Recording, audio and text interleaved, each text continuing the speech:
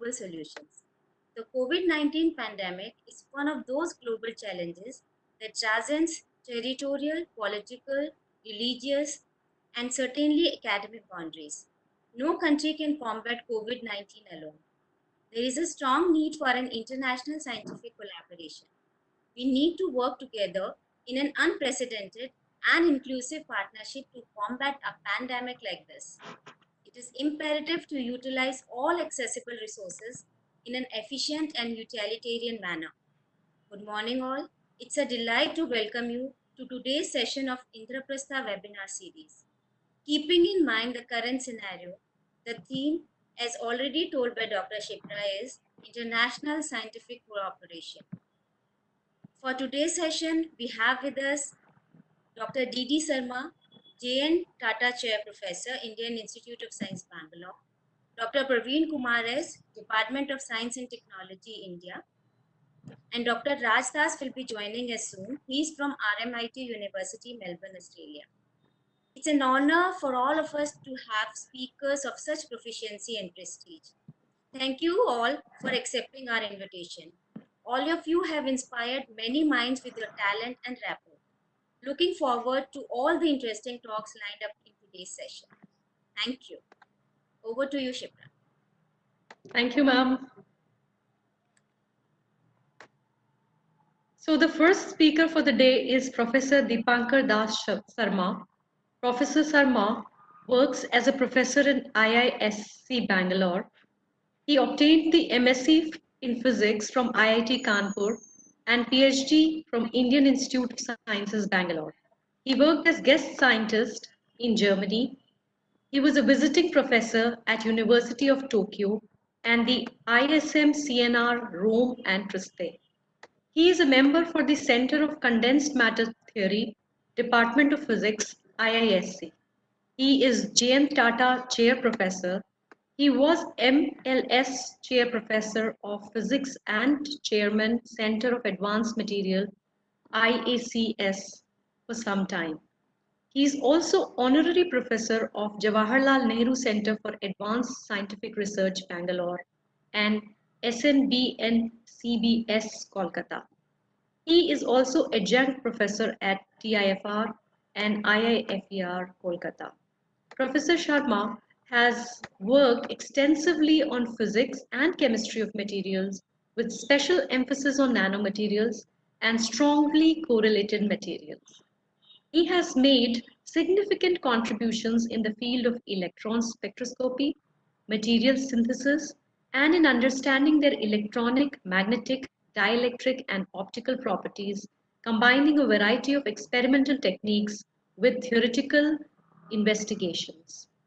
He is eminent visiting fellow at IACS, where he has established the Center for Advanced Materials. He has more than 330 scientific publications to his credit and has so far trained more than 15 PhD students. He is the senior editor for ACS Energy Letters. Professor Das Sarma has been actively involved in industry-academia interactions in many capacities. He is serving as Chairman, Proposal Review Committee, Electra Synchrotron Center, Italy, and the Scientific Advisor Committee of UGC DAE Center for Scientific Research, and member governing body and governing council of UGC DAE Center for Scientific Research, Council of the Center for Advanced Technology, Indore, Scientific Advisory Committee of the Inter-University Accelerator Center, New Delhi, and Academic Program Advisor Committee of the S.N. Bose National Center for Basic Sciences, Kolkata. He is coordinator of the DST's Coordination Group for India's collaboration with International Synchrotron Facility. Dr. Das Gupta has conferred the Young Scientist Medal by INSA, Biennial Javed Hussain Prize by UNESCO, Medal by Materials Research Society of India, S.S. Bhatnagar Award, Homi Baba Fellow, Sir C.V. Raman Award for Physical Sciences, Hari Om Ashram Trust Award by UGC, J.D. Birla Award for Scientific Research, Alumni Award for Excellence in Research for Science by IISc, Picky Award for Innovative R&D, TWS Physics Prize, Dr. Jagdish Shankar Memorial Lecture Award by INSA, Professor R.P. Mitra Memorial Lecture Award, A.V. Ramarao Foundation Lecture Award, and so on. Professor Sarma will today speak on international cooperation in science, the Indian experience at International Synchrotron Facility. We are highly obliged, Professor Sarma, that you have accepted our invitation just 4.5 days prior to the D-Day. Thank you very much. I understand that your schedule is very busy, but it's our privilege to have you here with us today. No longer coming in between you and the audience that is eagerly waiting to hear you, I now request you to please deliver your talk. Professor Sarma, please. Thank you very much. As I try to learn how to project this one, uh, I immediately realized one of the inconveniences of this webinar series is the fact that I cannot interrupt the introduction, which was so long and so embarrassing for me.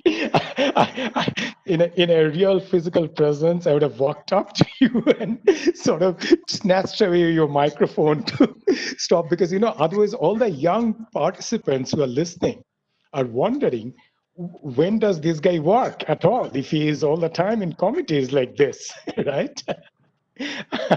Okay, let me see if I can project.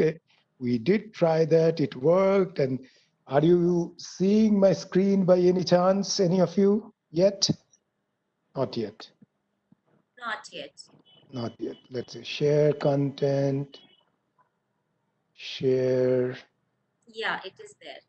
That is there. Now I have to go this way and wait. And okay. Yeah, okay. Okay, great. So since it's a webinar series and this is one of the early webinars I'm giving, and I like to keep my seminars very informal, but it's going to be difficult because I don't get to see all of you. I'm told many young people are there. And if I don't see you, it's difficult for me to gauge whether you're following me or not, whether you're laughing at my joke or not. And so the feedback mechanism is not there. So it's absolutely one way, which is a very different experience than giving the seminar. I'll try to make it as interesting as I can, but I'm at a disadvantage, as I told you, because I don't get to see you. I don't get to see your reaction. If the organizer would allow, I would ask the participants to unmute themselves so that at least I can hear some noise, or if they want to interrupt me and ask questions, they're most welcome to do so, because I would rather keep it informal. As was pointed out, I was requested to talk about international cooperation. International cooperation is a very widespread phenomena between countries, technologies. And so I requested that we talk a little more in a focused manner, which would also be relevant for practicing scientists and technologists of India, that there are some official routes of making use of international collaboration in a very, very effective manner, which really makes a lot of difference to the quality of research we do. And the particular area I have in mind is called the Synchrotron. Here it's written the Synchrotron. And I'll slowly try to explain what it can do, how you can access it, what are the success stories, some of them that I have. In the limited time, I cannot possibly be covering all the points, but let's get on with the story and I'll try to tell you what you can do, what you can learn, and how to access these things. So I've sort of paraphrased the title of the talk is as the Indian synchrotron experience at international centers. And eventually I'll talk about more about a particular place called Iletra, which is an Italian facility. But we'll get to know what these are one by one. Before I start, I must point out that what I'm going to cover is a long journey which started way back in 1998. So it's a 22-year-old history, and a history that is living today and has influenced the way we do science today. And this entire journey has been actually nurtured by the Department of Science and Technology via many of its arms, including nanomission, etc., extraordinarily well, making a fantastic difference to the Indian scientific scenario. And since it's a 22-year-old story that I'm telling you, obviously it's been held by many, many people. And this has been, since it's an international program that I'm talking about, the international division of DST under its bilateral programs, and more recently, Mega Science program, as well as Nanomission, have contributed very significantly to it. And several people have contributed and nurtured it. And the secretaries of DST, they took special interest in these. In fact, these programs, particularly the Electra one that I'm talking about, has found mention in the presidential speech as well as prime ministerial speech of both the countries for several generations of presidents and prime ministers. And recently it's being nurtured by Professor Ashutosh Sharma. Before that, you had Dr. T. Ramasamy. And as you can see, I have not closed the bracket because the previous secretaries also contributed. So did the heads of the international divisions, who at present is Dr. Varshni. Before that, we had Rajiv Sharma, we had Aurobindo Mitra, etc. And actively, the officers who nurtured this in the early days, the main story that I'll be telling you about is Sadhna Relia, who later on handed it over to Dr. Rajiv Kumar. And under the Mega Science program, two of my great friends and colleagues from DST, Praveen Asthana and Gaurav Agarwal, have been nurturing it. And of course, these projects that we have been running for these 22 years have been helped by many of my co-principal investigators, and I must acknowledge their tremendous contribution without which we couldn't have done this. And in the first set of program, which started about 10 years ago, so there was a program that's running from 1998, another program got started around 2010, and in that program, and I'll tell you about it more later, Dr. Shekhar Mande and Dr. S.M. Sharma were my partners. As you know, Dr. Shekhar Mande is now the Director General of CSIR and Secretary DSIR. And at present, the same program is being supported by Professor B. Gopal of my institute, as well as Dr. Himanshu Poswal of BRC. And of course, this has been helped by the cooperation and support of the specific international facilities that I'm going to talk about, in this particular case, ILETRA and ICTP at Trieste. I wanted to finish the acknowledgement round right in the beginning because it's very important for a program of this kind to acknowledge a large number of people that contribute to it. Now let me get down to the question of telling you what is synchrotron. We are going to talk about synchrotron all the time. Synchrotron, it's very easy to think about. And in fact, I have pictorially depicted it over here. You can see I am changing the color, VIBGYOR, that spectrum of the rainbow from violet to red, painted over here to tell you that it's all about light. But I have drawn some black on this side, you can see, and some black on that side. That's outside of the visible region. On that side, you have IR. On that side, you have UV, X-ray, and gamma rays. This is entire spectrum is the electromagnetic waves. Not only the visible range, but we have also the invisible range. And synchrotron is a way of getting a very wide continuum spectrum of electromagnetic waves. After that, what you do with this electromagnetic wave is left to your imagination, your ingenuity, your abilities. And it really covers a very wide range of energy and wavelength. It has fantastic intensity. I'll talk about it a bit. It is also polarized, plane polarized, and it can be made circularly polarized or elliptically polarized. And it's extremely focused. So it comes in a small beam. And also it is time structured and it has coherence. So this is the continuous electromagnetic wave of tremendous width in energy, fantastic intensity, extremely polarized, very focused, pulses of pulses which are nanosecond, picosecond width, and highly coherent beam, semi-coherent beam that you are looking at. And what can we do with it? We can, as I shall show you, we can see smaller things better. We can see things happening faster.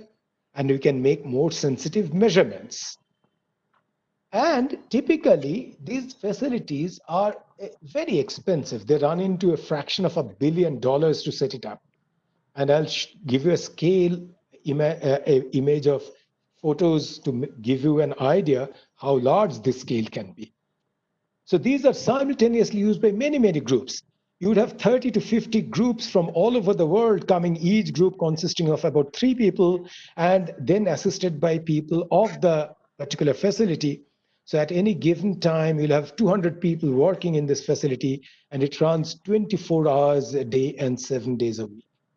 So this is a fantastically active place where all the time work is going on. And it actually covers all areas of science, and that's why it's so important to us. How does it work? This is a schematic diagram of how a synchrotron works.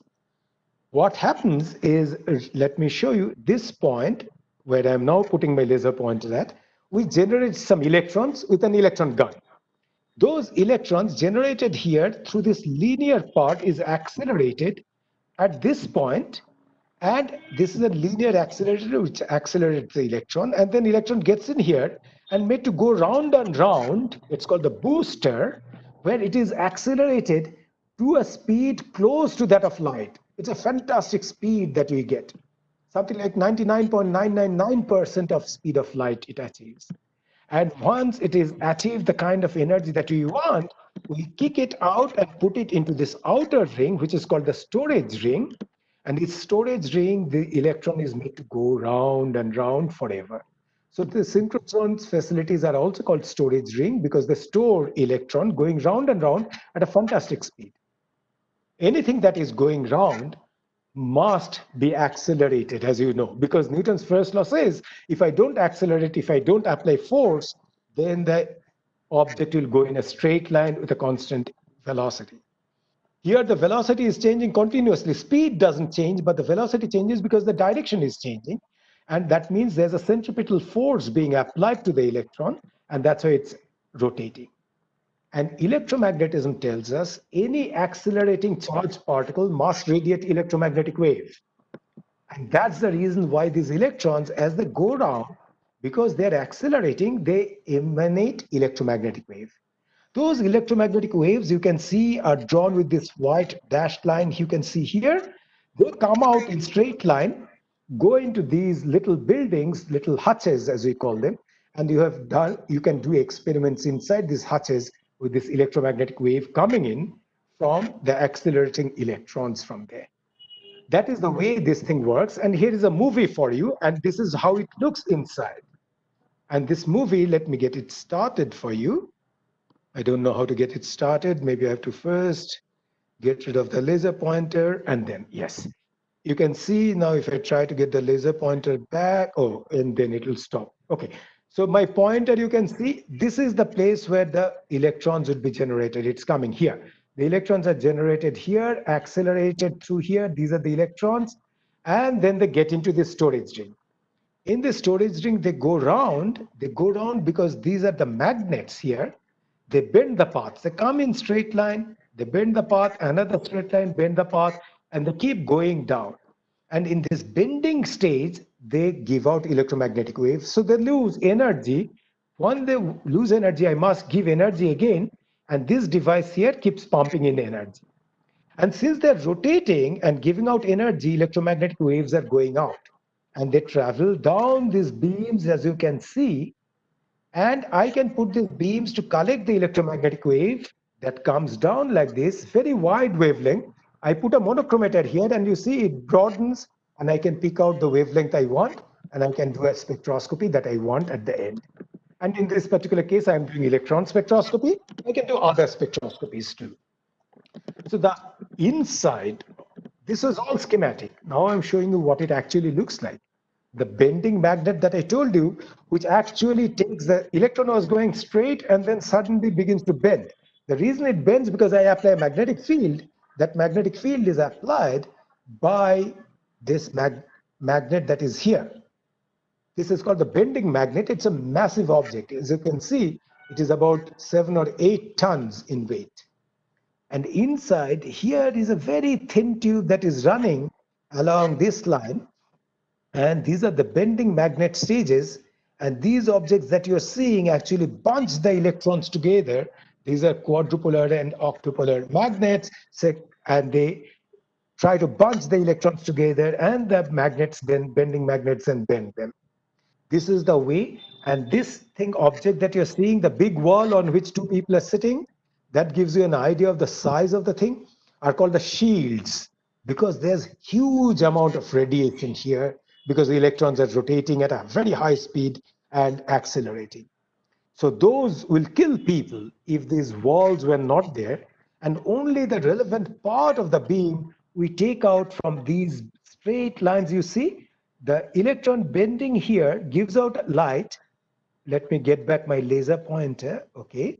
Yeah, so this is the bending magnet. The electron will bend here and give out light, and that light will come out straight along this tube, and I'll take it out of this wall and do the experiment outside. That's how the experiment is done. What is the size of the synchrotron? The size can really vary widely. Here is one of the small sized synchrotron. It has one straight sector, a bending stage, another straight sector, another bending stage, and so the electron goes round and round. It's like a horseshoe. Here is a bend like a horseshoe, another horseshoe bend, and straight sectors. And in this range, it gives out radiation. Here is a human being. That tells you what is the size of this synchrotron. Here is another synchrotron. It's actually a mountain here. It's a hill here. And the synchrotron is built around the hill. It tells you what is the size of that synchrotron, such that a mountain or particular hill can be situated inside the synchrotron center. So it's a massive, the circumference is more than a kilometer. So it's a huge sized object that we're talking about. So in order to use such facilities, because we cannot have too many of them all over the place, each of them have a special purpose. No two synchrotrons are identical because they serve complementary purposes. We need to have international collaboration, and that's how international collaboration becomes extremely important. To give you an idea about the brightness or properties of synchrotron light, I told you one of the important properties is that it's very, very intense. Here is a scale, maybe you cannot see, and if you can see, you have very good eyesight because I cannot see. So I have to come closer. The candle is in some unit of brightness that's given here, which essentially counts the number of photons per second, per square millimeter, per unit of solid angle. In a given energy window, small energy window, a candle can give you about 10 to the power 5 photons per whatever that unit. A 60-watt light bulb can give you about 10 to the power 6 of them. X-ray, depending on whether rotating anode or not, gives you about 10 to the power 9. In same unit, a synchrotron can give you today, these are old slides, shows you 10 to the power 15 from bending magnet stage, and there's some trick that we can do with which we can push it up to 10 to the power 19. 10 to the power 10, which is the maximum you can get from an X-ray tube, to 10 to the power 19, is a billion times enhancement in the intensity. And that tells you how much more intense it is. Today, we can make it even more intense than 10 to the power 19. It has gone up by another few orders of magnitude increase in intensity. So that tells you we have huge amount of photons coming out, and we can do anything that can be done with photons. What can be done with photons, and what is the wavelength that is coming out? As I told you, the wavelengths are coming out. Here is electromagnetic wavelengths shown in here, starting with something like 10 meters. You can go down all the way to 10 to the power minus 12 meters. So you can have sub-angstrom wavelength coming out to the size of a truck. So you can look at a truck with the large sized wavelength, scatter large wavelength from that object, or you can get to subatomic size if you want to, and do subatomic spectroscopy with such short wavelengths. And synchrotron gives you useful wavelength over the range of sub-angstrom to something in the order of microwaves, such that you can do any experiment that requires photons in such a wide wavelength. So it is the continuous spectrum that I had promised you that synchrotron has is really brought about and shown in this particular slide. And what are the kind of applications that we can have? We can have almost any application that you can think of that needs light or can be done with light. You can do atomic science. You can scatter the wave experiments. You can do imaging experiment. You can do spectroscopic experiment. You can apply that to atomic science, solid state or surface science, radiometry, semiconductor physics and magnetism can be studied. You can use the light to do microtechnique as well as machining, micro machining. Because it's so intense light, you can do etching with it in a particular way. You can look at paintings, for example, and this is very important in the Italian context. These great masters had painted. You have heard of Mona Lisa. And Mona Lisa's painting, you see, you say, fantastic, what a fantastic genius he is.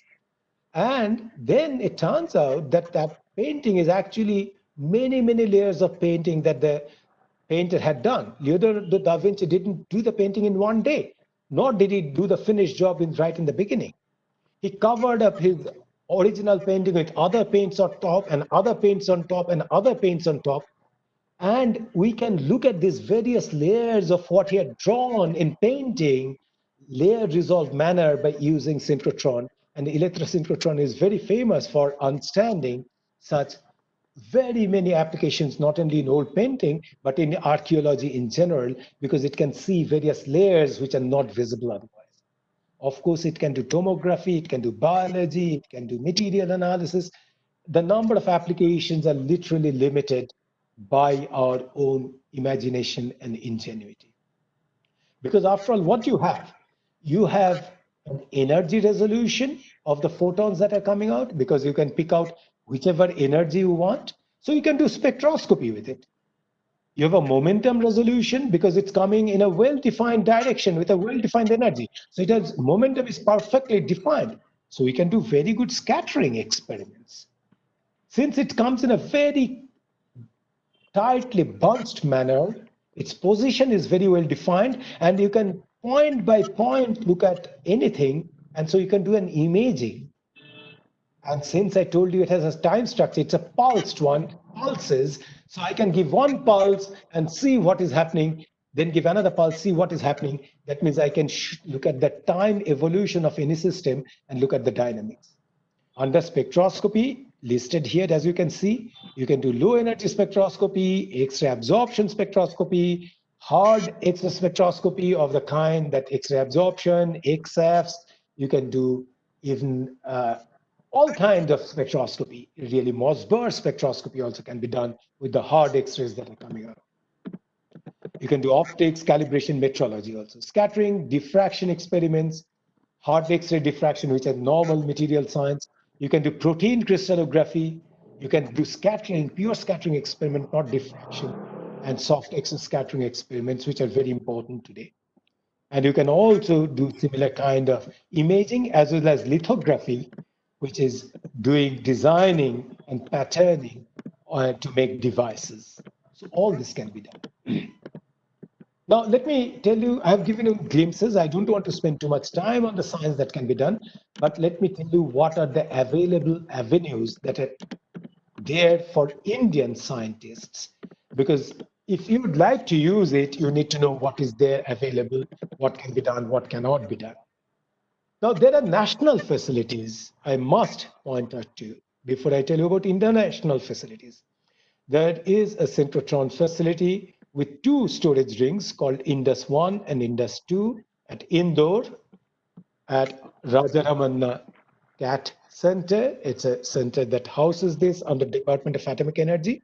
And there are several beam lines and techniques available there. You can do diffraction, you can do XFs, you can do some spectroscopies.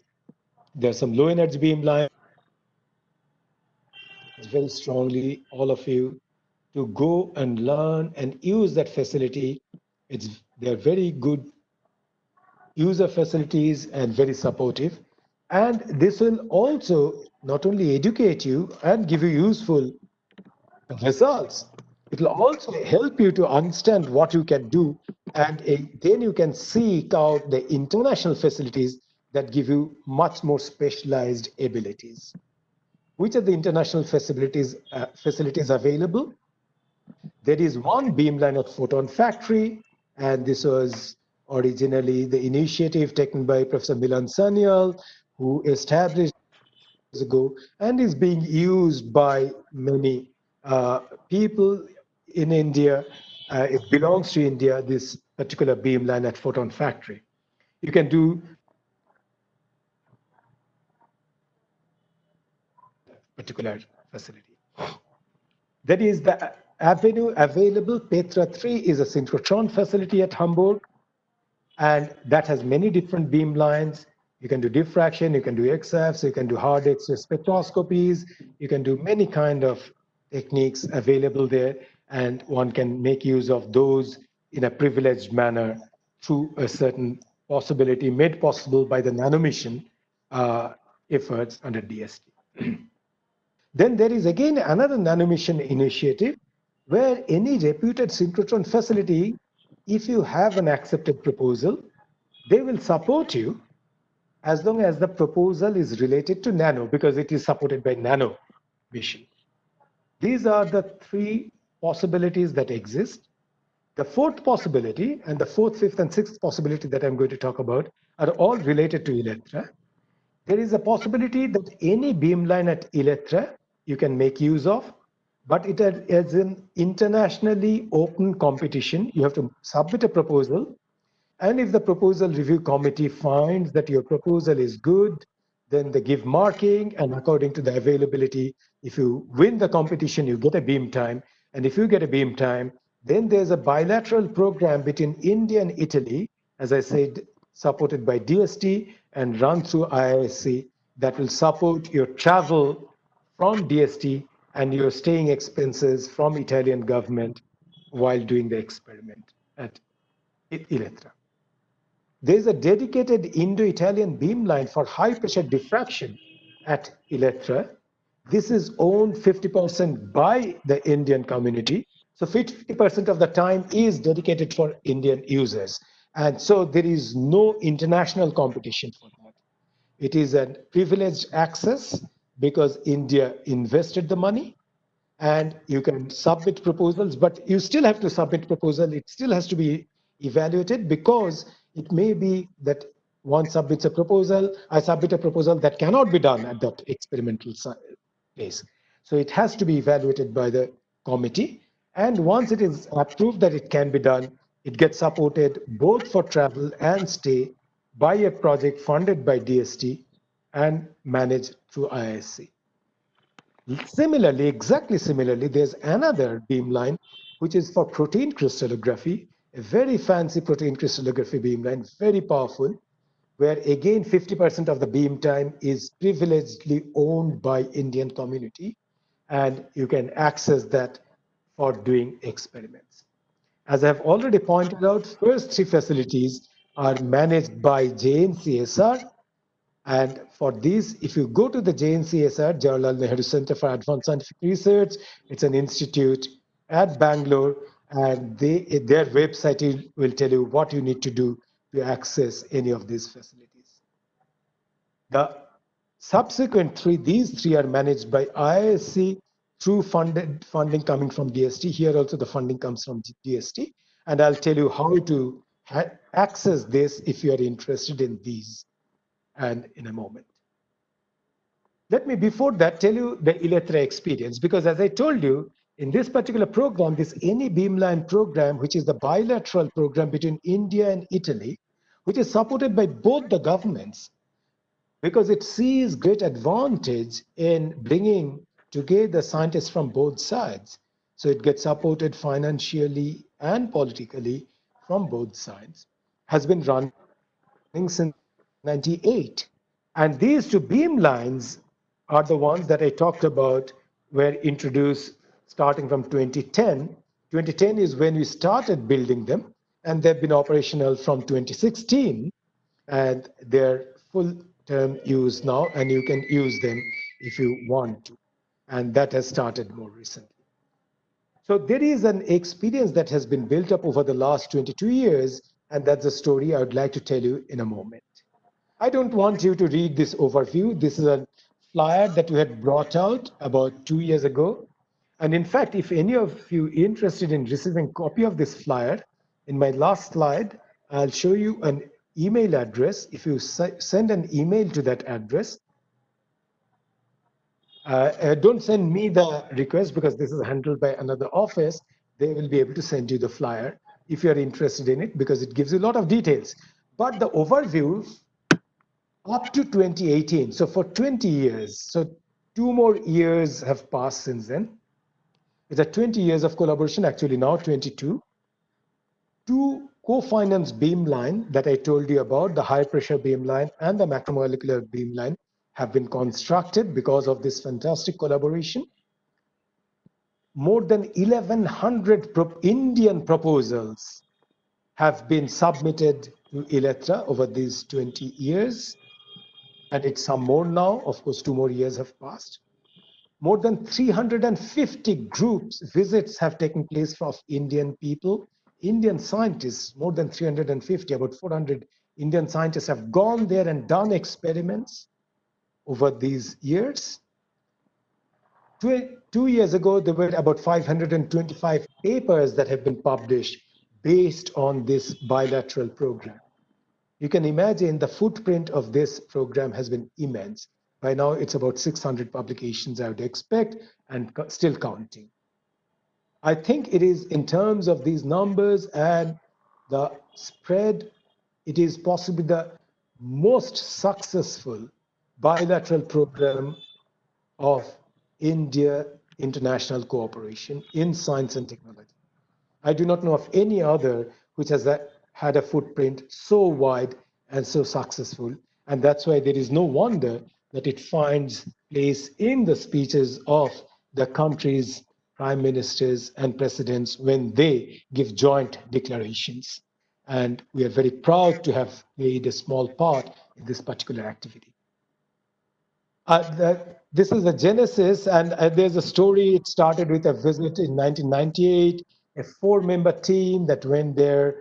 It was Dr. Dasanacharya, who was then the director of the UGC DAEF in Indore, Dr. Bhavalkar, who was then the director of CAT Indore, later renamed RR-CAT, Dr. Sadhna Relia, who was heading this program at that time at DST, and myself were going to Italy to establish this particular collaboration with ILETRA.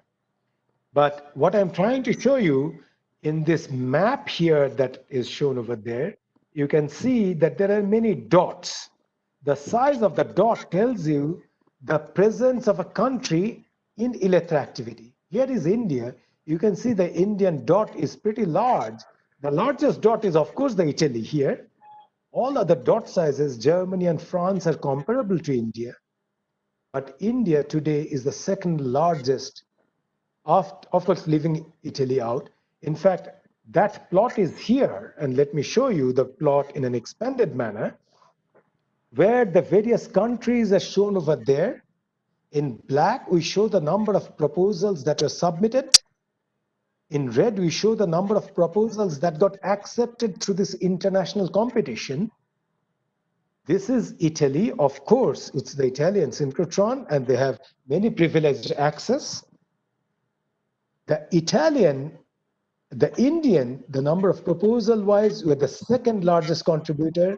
Right after France, which is this, we are ahead of Germany, which is this one. In terms of acceptance, we are third or fourth. And so our presence and footprint, our contribution to the glory of ILETRA is also major. Because remember, a bilateral cooperation is two-way. It is not that we only gain, they also gain from us. And that's evident in our tremendous contribution into making ILETRA a very attractive synchrotron by doing wonderful research over the years that Indian scientists have been doing. What are the kind of experiments that Indian scientists are doing?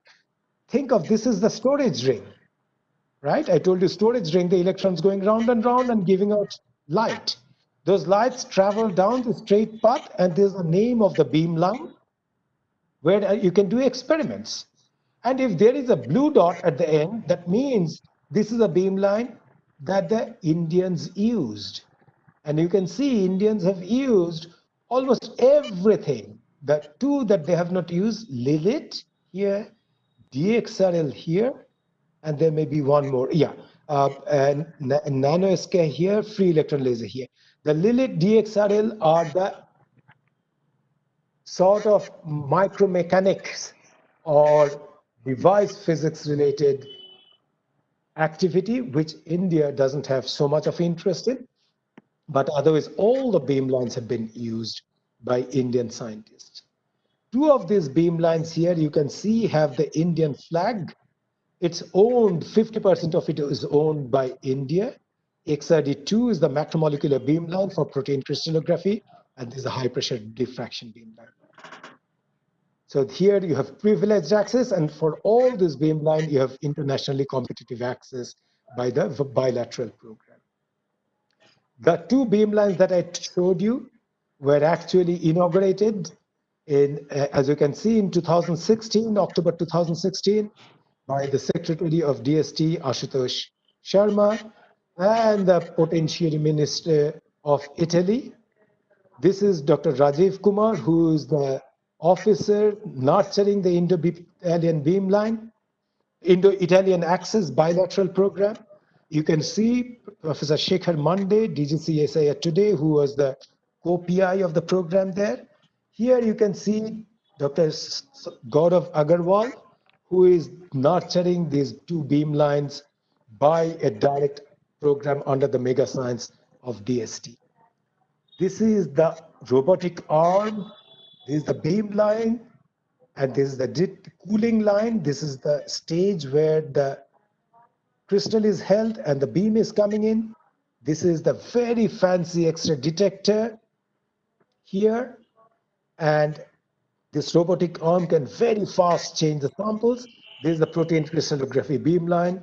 This is the high pressure beamline, where we are now putting some facilities such that not only you can change the pressure from approximately 0 to 50 GPa, but you'll be able to change temperature from about 10 Kelvin to 1000 Kelvin.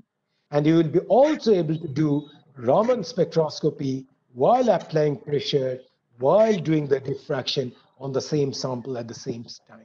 It's an extraordinary, and in fact, let me tell you, that beamline then becomes unique in the world to have that kind of facility. No other beamline has that facility. And remember, 50% of it is owned by India. This is the Indian map that shows which are the places that have accessed this beamline. You can see that it's spread all over India.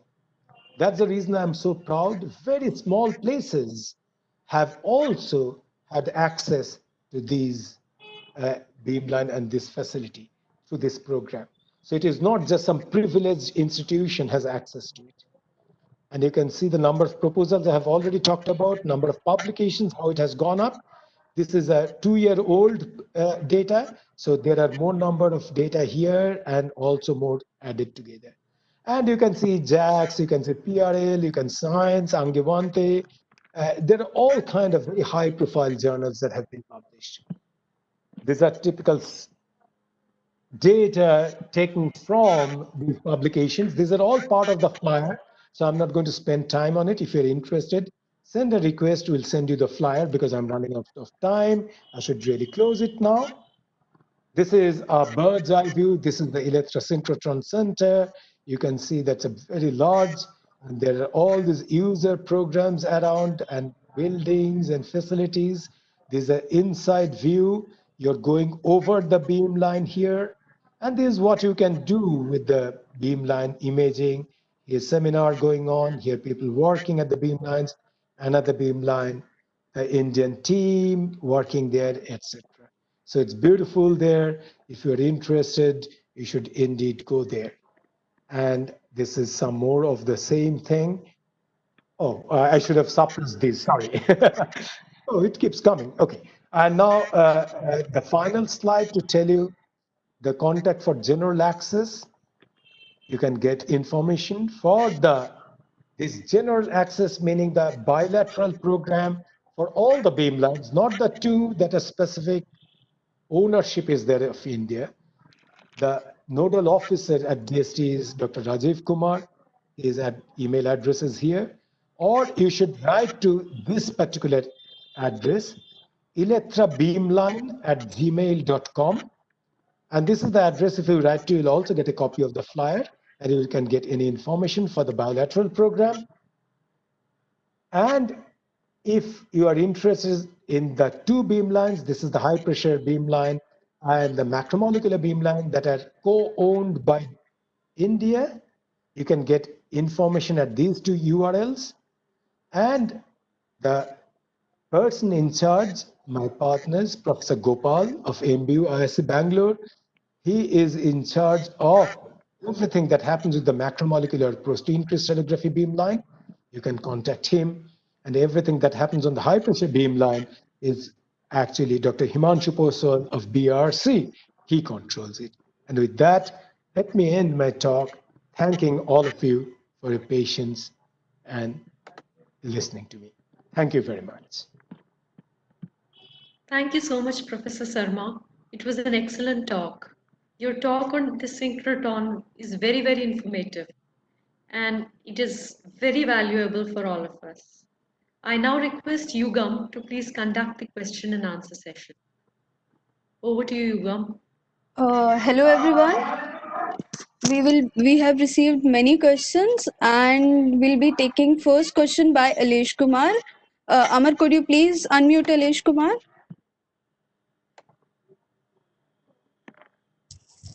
Yes, he is unmuted. Hello. Yes, please. Hello. Hello. Yes. Sir, Yes, can you. you tell, Yes, I can hear you. sir, can you tell me that what is the difference between if I take a XPS from normal wavelength or in this Indus facility or some other synchrotron facility? Okay. So you're talking about the usual laboratory XPS and the kind of XPS you can do at synchrotron. The difference Yeah, between the yes, two. sir. Yes, sir. Okay. So the obvious difference comes from what I told you, the difference between the quality of the light that you get from synchrotron and the X-ray. In the X-ray, not mentioning about the high intensity will give you better signal, but that's a trivial statement. That is not such a qualitative one. Let me focus on the qualitative differences. The X-ray tube, you have a fixed wavelength, right? Because you're using an emission line, a characteristic line. You cannot change the wavelength. Whereas at synchrotron, you can continuously change the wavelength. When you change the wavelength, there are certain advantages of doing XPS with changing wavelength that you cannot do with the laboratory source. For example, by choosing the wavelength correctly, I can make the intensity from one particular component much more intense. This is called resonant photoemission. Okay. So suppose Okay. I'm interested in knowing I'm looking at, let's say, metal oxide, let's say nickel oxide, and I want to know nickel D level. If I look at with the normal XPS, I'll see a valence band where nickel D and oxygen P both are there. I don't know which is which. But if I do a resonant photoemission with a chosen photon energy such that nickel D intensity is large and oxygen P intensity is small, I can map out nickel D intensity separately from the oxygen P. Then I choose an oxygen P intensity enhancing photon energy. I can map out the oxygen P separately. This is one kind. Then Okay. I can use the polarization, which is not there in your X-ray tube. X-ray tube is unpolarized light. Using the polarization, I can make use of selection rule specifically, and I can selectively excite only the px or py or pz orbital and look at how they are distributed. Okay. Okay. Then I can do the time because it's a pulsed one. I can look at after suppose I disturb the system, how the photoemission spectroscopy changes 1 picosecond after the disturbance, 10 picosecond after the disturbance, 15 picosecond after the disturbance, which I cannot do because I don't have a time structure with the laboratory source. I don't even have the intensity, which is poor intensity. So all these differences come in. And also the fact that I can choose energy, I can go to very high photon energy. And this is a specialized photo emission experiment that you can do. Normally, the laboratory XPS is very, very surface sensitive. You look at only the top 10 angstrom or 20 angstrom.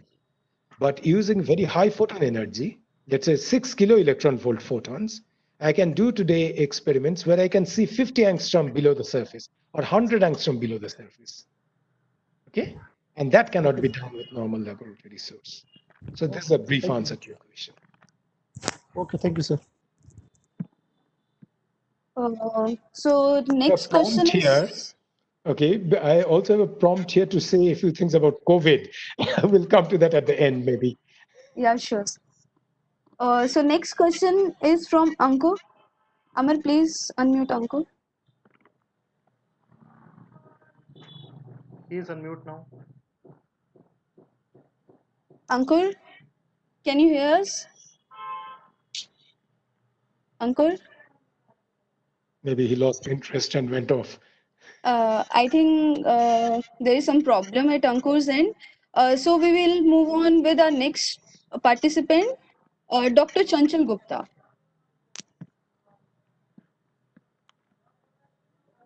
Yeah, it's unmute now. Dr. Chanchal? Dr. Chanchal, can you hear us? I think there is some problem. Ma'am, So like, if you have her question and if she's not able to unmute her, you can also ask her question on her behalf. okay, she hasn't asked her question on chat actually. Okay, She has fine. raised her hand. So we will move on with our next participant, Rahul. Amar, Yep.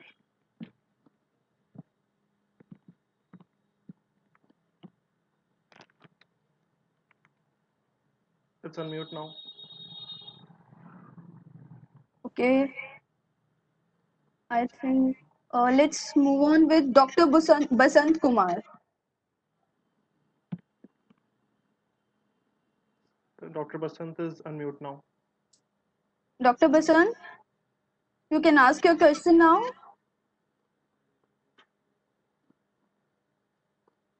Okay, let's see whether we have got more questions in chat. I'll ask on their behalf.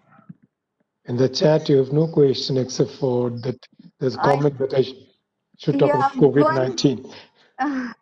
one Good person. morning, sir. Okay, he's here. Yes?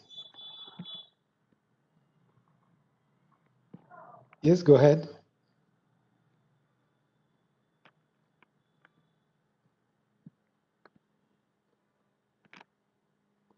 No, it's not getting.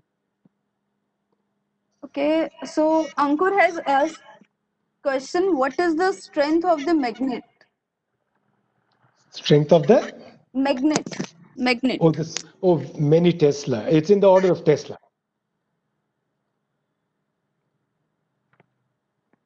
One question is from Vijaha. Is this possible for using wireless power transmission of EM waves? How efficient is this?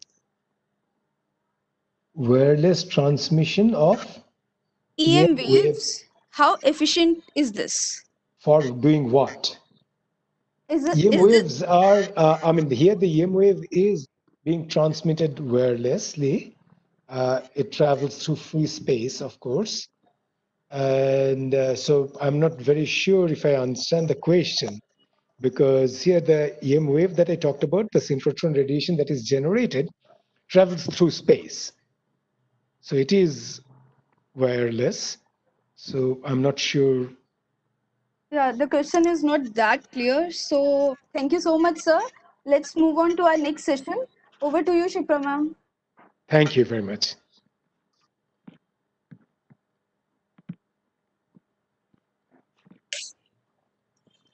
Professor Sarma would like to say something on COVID. No, I think Praveen also is waiting for a long time. See, the No, point is it's that it teaches us a great deal for international collaboration, and of course, a place like Electra, with its macromolecular crystallography, will play a very important role in understanding this virus and its internal structure.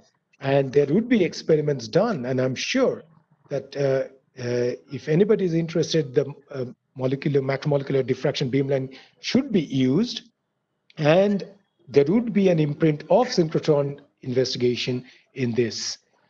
Besides the fact that it also teaches us how, in international collaboration, like in every collaboration, 2 plus 2 is not 4, but 22 or whatever, 2 factor, a 22 factorial, and it's a very large number. It gets not just multiplied, it gets enhanced synergistically, like a synchrotron going back and forth between two people.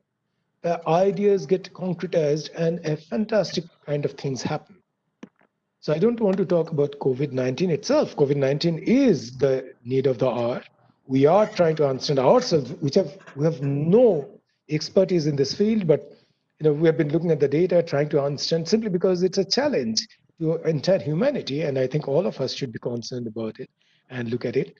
And so we are deeply involved in it today. But I would say that there's no one-to-one correspondence between COVID-19 and what I've talked about, but beware that in science you should never straitjacket yourself into a one-to-one correspondence. In science, always the surprise is what the great discovery has been. When you didn't anticipate, things came. So these collaborations allow you to keep your mind open to new ideas. And today, COVID-19, some other challenge will come up. And these international cooperations, beyond the fact of giving you access to some great facility, gives you a greater access to minds like yours to interact with others. And I think that is the most important thing. That thought, let me end. Thank you very much. I'll stop my video, Praveen, but I'm staying on and listening to your presentation. All the best. Thank you. Bye-bye. Thank you so much. Thank you so much, Professor Sarma. I'm very happy to introduce the next speaker for the day to you all. Dr. Praveen Kumar is a scientist at Department of Science and Technology, Government of India. He has done his master's degree in physics from University of Kerala. He secured his PhD from Bhartiyar University, Coimbatore in physics on magnetic material. He had been involved in several R&D promotional schemes of DST at various levels. R&D program for young scientists in physical and mathematical sciences was one of the prime areas of his intense zone of activities. He also worked as an examiner of patents and designs in Patent Office, Government of India. He was closely involved in the establishment of Science and Engineering Research Board, SERB, a statutory body of DST. Currently, he is responsible for implementing Overseas Fellowship Program of SERB and National Postdoctoral Fellowship. He is instrumental in building partnership with top-ranking universities across the globe. Vajra faculty scheme, presumably a game changer in Indian science and technology for bringing international R&D experience to Indian ecosystem, is the latest responsibility assigned to him for implementation. He is also associated with Imprint scheme of the Ministry of HRD, Government of India, and DST to address all major engineering challenges relevant to India through an inclusive and sustainable mode of translational research steered by the top engineering institutes in the country. He is closely associated with SERB's scientific and useful profound research advancement program, which attempts to support breakthrough research. SERB Fire is another responsibility added to his profile to engage private industry for collaborative research with the academia. Dr. Praveen Kumar will today speak on international science and technology cooperation, India perspective. Thank you very much, Dr. Praveen Kumar, for joining us today. It's really an honor to have you with us. Thank you very much. I would like to now invite you to please give your talk. Yeah, thank you. Yeah, and good afternoon to you all. Am I audible? Yes, you're audible. Yeah. So, first of all, my appreciation to GGS Indraprastha University to get engaged with a webinar on topics which are worthy and useful for students as well as faculty of the university. And I learned from the morning talk that there is a spectrum of audience. Some are young faculty, some are students. It's nice to know that because my worry is that we just listen to a fantastic movie. In fact, movie on Synchrotron. See the professor has introduced all kinds of things. There are heroine, all kinds of this. It's a fantastic one. I always listen his talk. See, even 2 decades of relation. He is a best teacher. And whenever we go for any of the monitoring meeting, very complicated this thing. Whether it is spectroscopy, inverse photon spectroscopy. He elaborates things. You see, I always find it as a very enthusiastic professor to get his message, get into the last person who is in the auditorium. So my problem is that how will I take the audience now? You see, there is a fantastic movie now. I have to talk about the government programs, which normally is many consider is not a favorite subject, of course. But anyway, thank you very much to the organizers. See, I belong to Department of Science and Technology, and I'm not engaged with any of the international cooperation programs, or I am not engaged with any of the activities of the International Cooperation Division of DST. But I take care of the international programs of SERB, Science and Engineering Research Board. I'm sure many of you have heard of and have received a lot of support from SERB. I take care of the overseas programs, fellowship program, both at the doctoral, visiting doctoral, and postdoctoral level of fellowship. And of course, as you mentioned, Vajra program. And it's interesting. It is interesting. I mean, actually, we learn from the faculty. For example, whenever I go anywhere, I talk to the people and I try to understand what are the problems and where is a gap and how to fill the gap. And we use all kinds of mechanism to get involved with S&T in the country. Okay, I mean, I can now, I want to share my, so you have given permission to share my desktop, seems? Yeah, let me, yes. Yeah, that's right. Yeah. Okay, this is, the topic is that International S&T Corporation, India perspective. What India is doing and what are the thrusts that India is giving on this. This is what I'm going to talk. I give a small brief, of course. Every program, of course, where described is very elaborative, but I will be very brief. See, the first question you may ask this thing is that why we need international collaboration.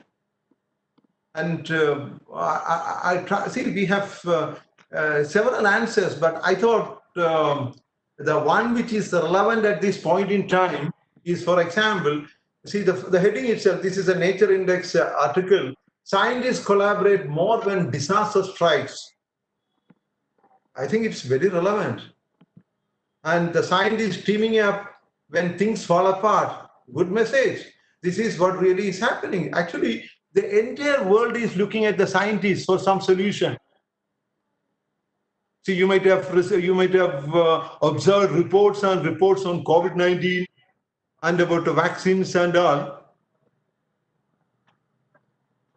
So, and all these, in fact, all these situations, the current scenario, everything tells that, it points that there is a need of collaborative research.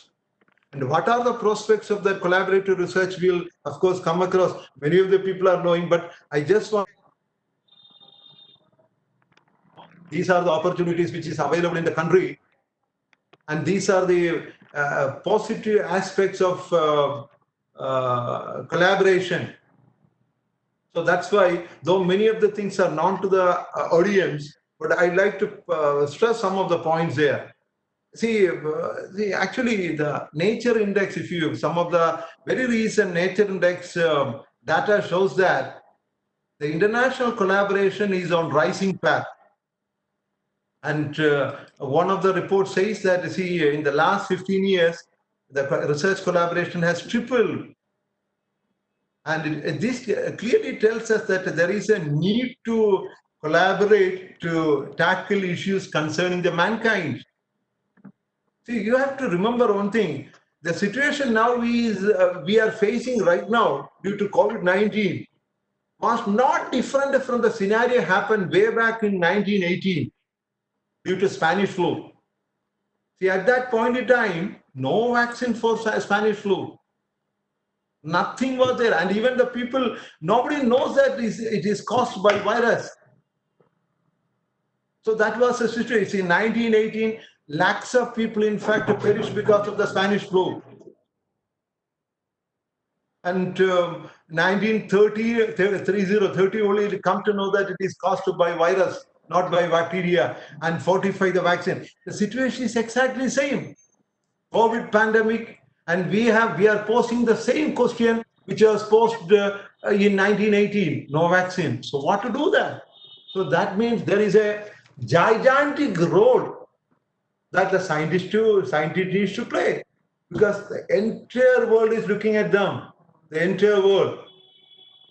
I thought of telling our international collaboration through the something like quadrants, something like it's easy to understand also. See one of the axes, if you say that, see that y-axis, if you say that one side, and see in the positive side I have taken bottom-up research. Bottom-up research basically is individual centric. Actually, what the interest of the scientist is taken care of. See, many of the people say that it's a curiosity-driven research, basic research, and if you go down that, it is organized research or top-down research, where the funding agency gives a priority.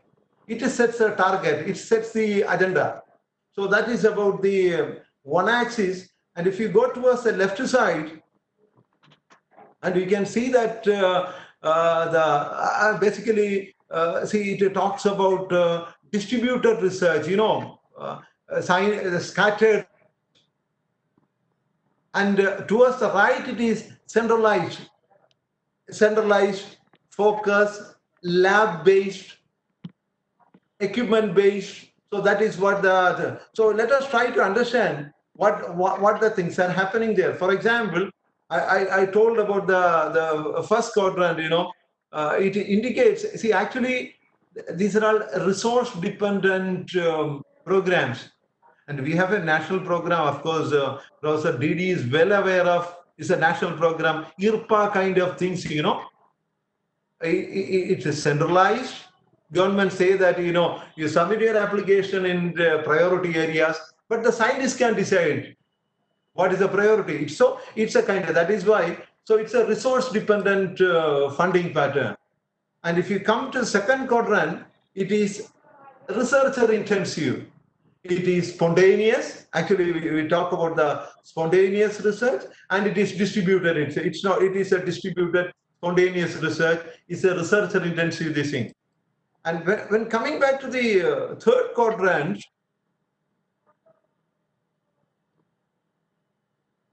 that means it is top down. Top down means it is directed and it is distributed. Historically, popular programs like you might have heard about the very old Human Genome Project steered by Japan, and Intergovernmental Panel on Climate Change.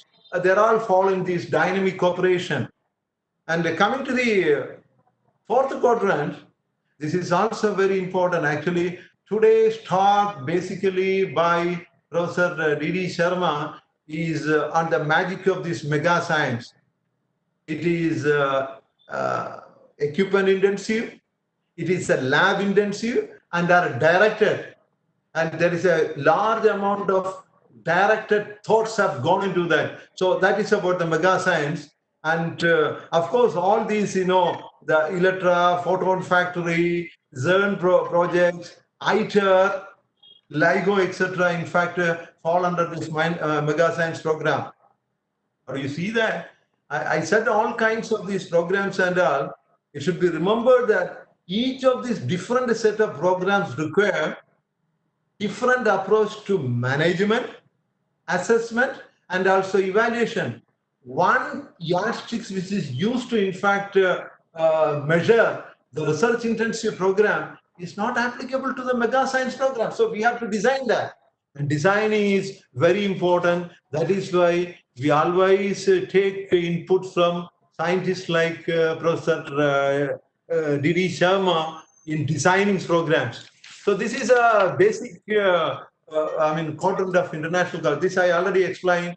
The top is scientist-specific linkages through independent research. They're all independent, mainly curiosity-driven. And the third quadrant, I already told you, it's about subject-specific programs which are organized and distributed. And fourth is the mega programs and that. And also, this is very important. All these quadrants are very important from international collaborative S&T viewpoint. It's very important. When I talk about DST S&T international collaboration, DST in fact has adopted 3 different models to foster international relations in S&T areas. The adopted models are, it is shown, technology synergy, technology diplomacy, and technology development models. And in the first portion, that in technology synergy model, see, that encourages parity-based bilateral relationship based on mutuality, co-funding, and co-creation. When it comes to the technology diplomacy, it invests in promoting S&D base and capacity building for developing and of course neighboring countries. So technology diplomacy is a very important component nowadays. And third, of course, is technology development. This model evolved to foster innovation and techno-entrepreneurship, partnering, partnership with the PPP. So a lot of activities, in fact, are happening. See, these are all areas which, in fact, was not given weightage earlier, but many things are happening in all these 3 fronts. And I should say the DST international cooperation, in fact, bilateral. There are bilateral engagement, which of course Professor Didi has mentioned, multilateral engagement, regional engagement, and the government-wide or at the level of individual technical agencies at that level. So all these can actually, DST is involved in all these 4 levels, and all 4 levels are important. Okay, when I talk about the bilateral, for example, you can note that the DST has engaged bilateral relation with 83 countries, and of course have active participation with the 44 countries. But you should know that when we talk about international cooperation, there are several players involved. See, Ministry of Science, the ministry has a responsibility to negotiate, conclude and implement the S&T agreement between India and other countries in close consultation with the Ministry of External Affairs, Indian missions abroad, S&T councillors, and of course the state stakeholders like academic, scientific, and technological and academic institutions, governmental agencies and industrial firms like CAI, FICCI and all. See, all those people are involved in the formation of these kinds of agreements.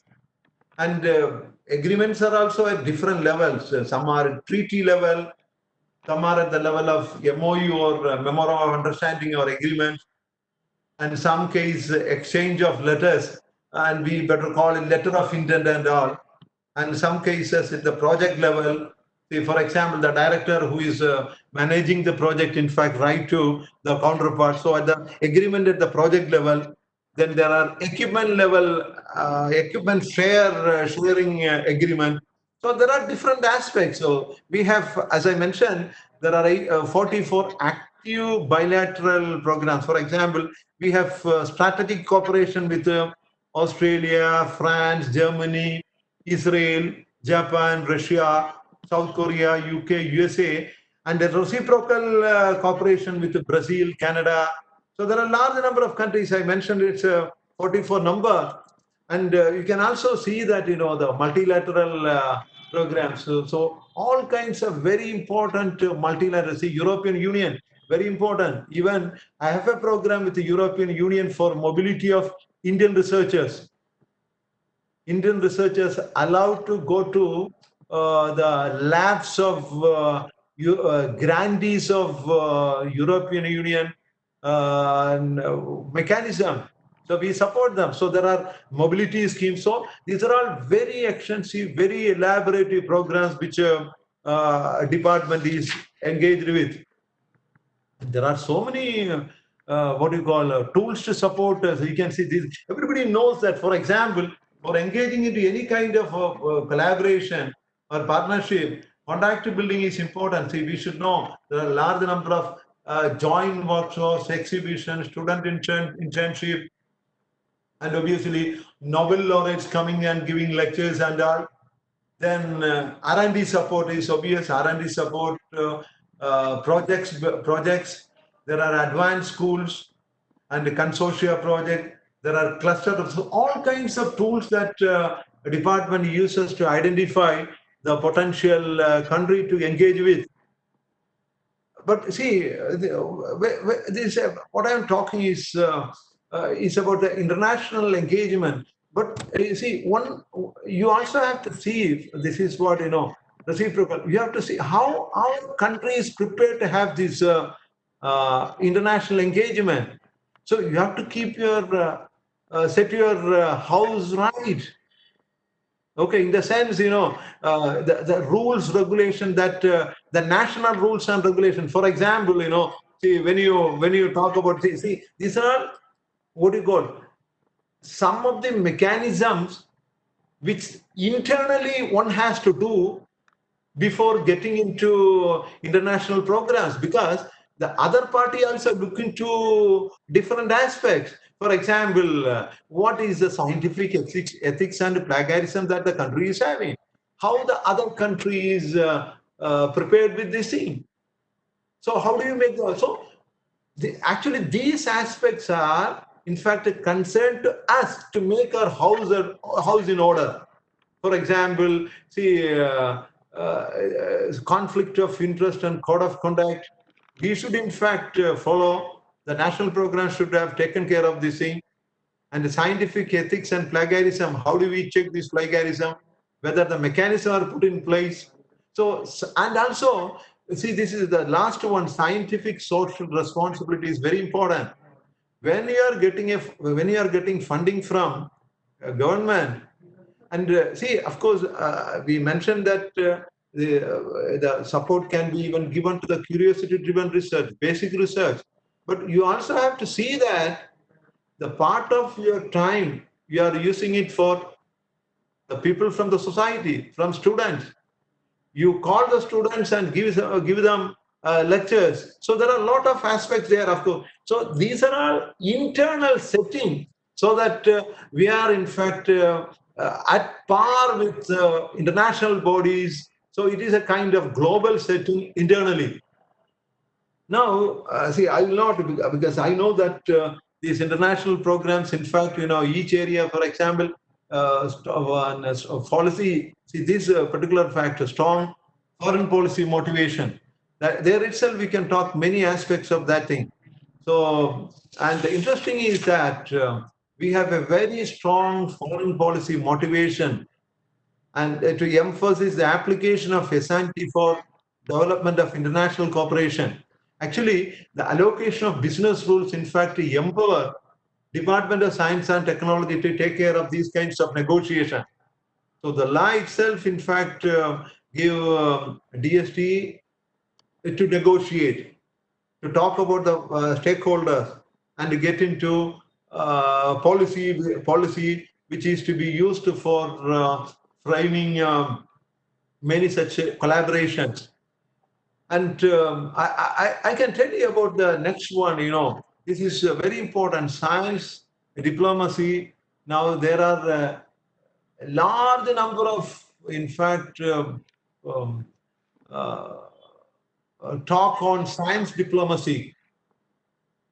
This is very important. Actually, if you go to any of the international programs, these aspects, in fact, in this aspect, get highlighted into lot. Science diplomacy. Basically, this is a sophisticated tool to deal international issues. I should say it like that. People in business talks on three components of science diplomacy. Three components of science. See, one is science in diplomacy. See, this is actually the scientific inputs going into diplomacy and foreign policy making. This is very important because, see, as you are aware, global challenges such as climate change, cybersecurity, outer space require scientific inputs to understand and deal with them. So the appropriate input should flow from scientific fraternity to diplomats. Diplomats make the foreign policy. So the scientists are responsible for making that flow right. The input from scientific fraternity to flow into the foreign policy. This is very important. See, this is why, for example, when you set this what you call climate change policy and that, if the correct scientific input is not going into the hands of diplomats, the country will never get represented properly in the international front. So that is very important. So that is why many a time developing countries were not heard. Concerns of developing countries on these issues are always get into discussion, because this is very important. The science should flow into this. That is science in the very important part. And second is diplomacy for science. This is also very important. Actually, we should use our diplomacy to gain the benefit of science, S&T. This is what we just listened in the first session, Synchrotron. See, the Indians are using that facility.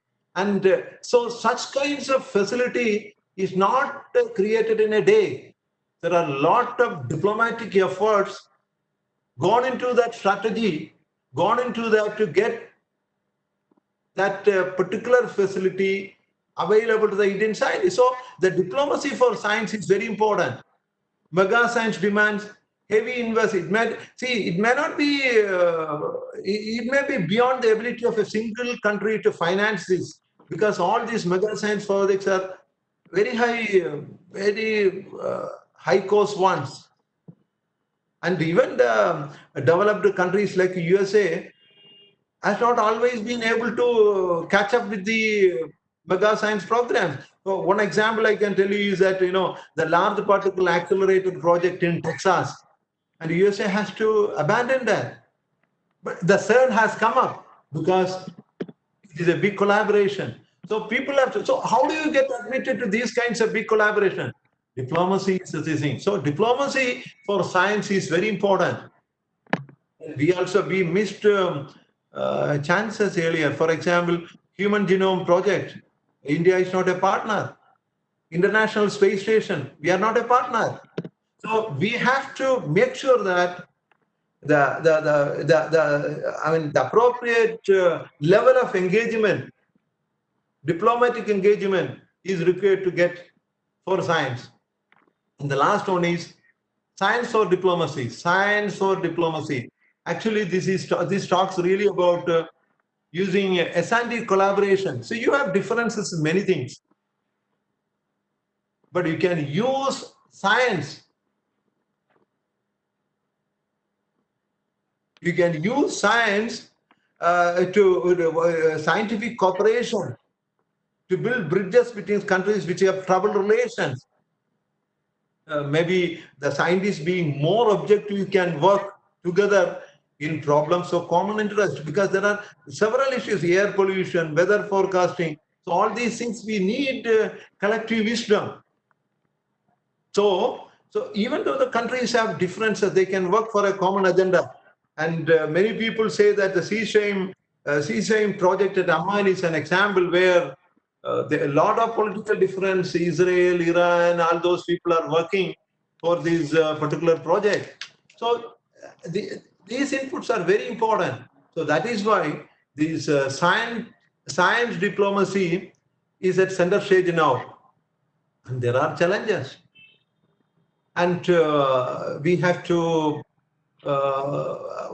get engaged this aspect to work on the future technology. For example, DST has engaged into these 5 technology missions. This is, we are the necessary approvals have already came in. For example, cyber physical systems, electrical mobility mission, quantum science and technology, clean fuels, methanol mission, Map India. These are the future technology which is adopted by Department of Science and Technology for the next few years. So we should have, necessary interventions are required at the S&T cooperation level to engage with these things. So for example, cyber physical systems, there are a lot of roles that S&T can play, international S&T can play.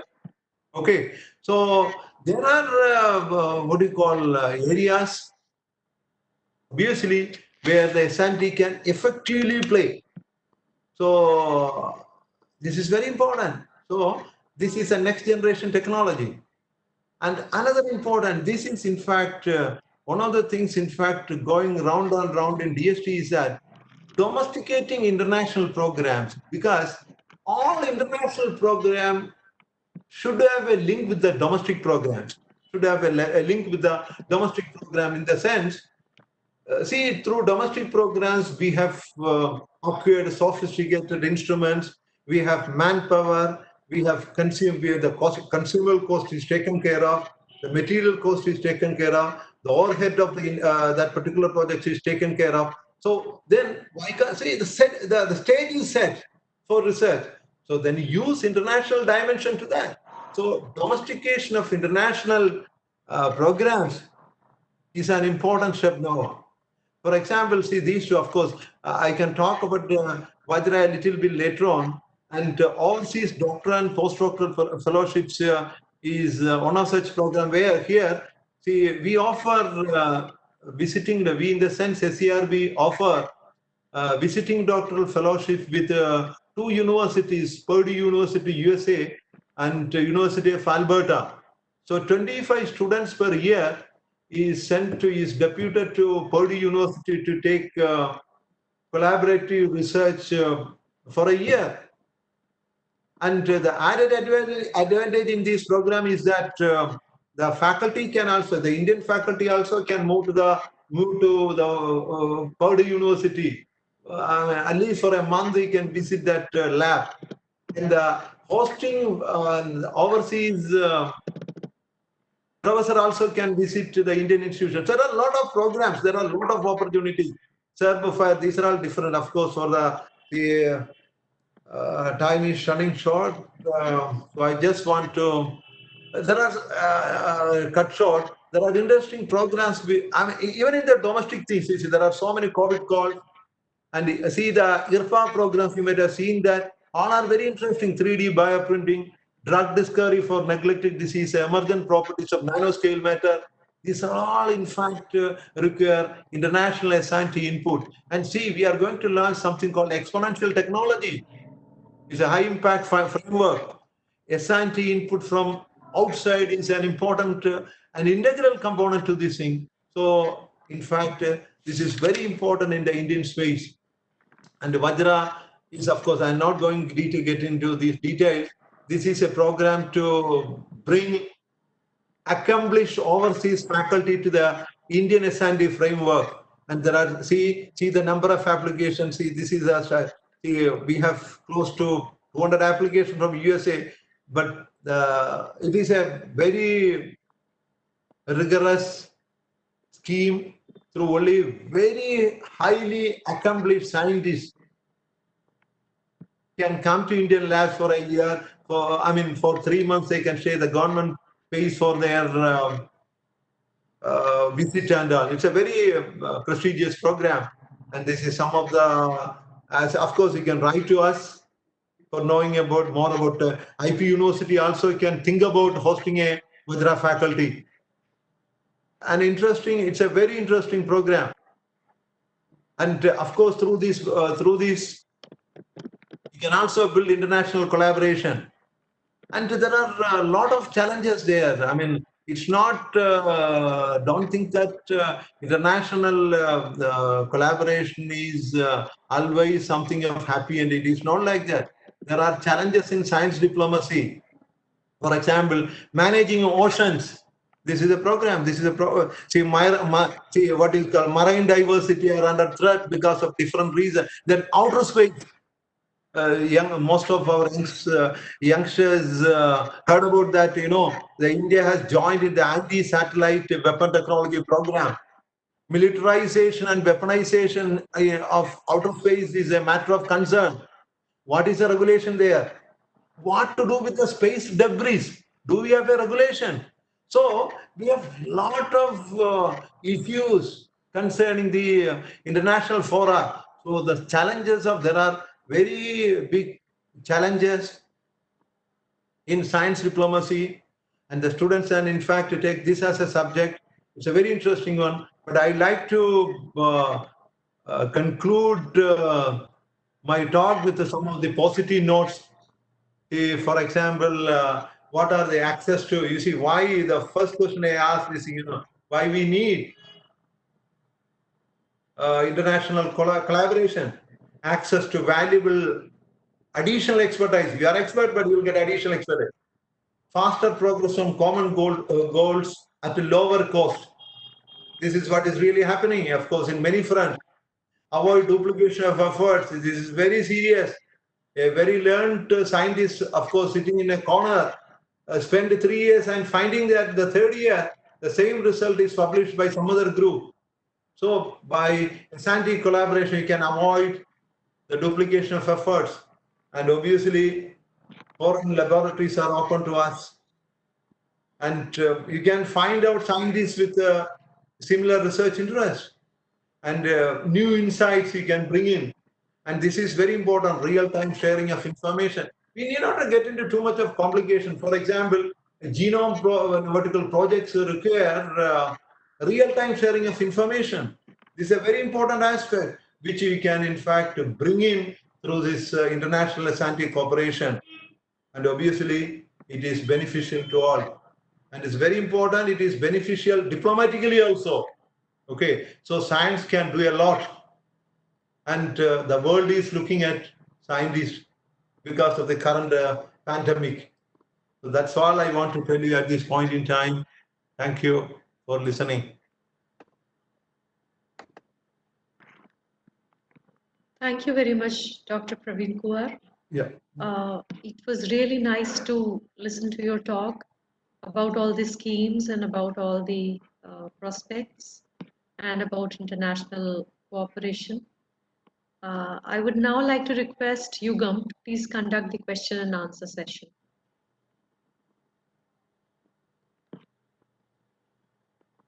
Over to you, Yugam. Yeah, ma'am. So we have received question from Ritesh Kumar. Yeah. Is India scientifically ready for this pandemic? Was India I think he wants to ask, was India scientifically ready for this pandemic, corona? See, this is what I just want to point it. I already pointed out the situation in in 2020 for the whole world is same.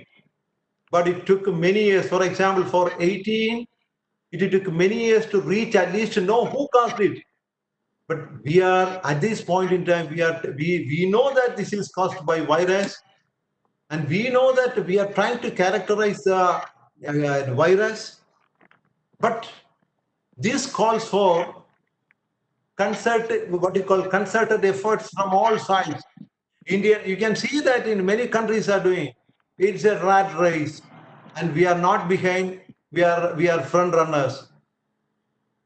Okay, so Indian science and technology is well prepared to face this. You might have seen a lot of news across the cable on how we are progressing, but it takes time because we have to experiment it on humankind.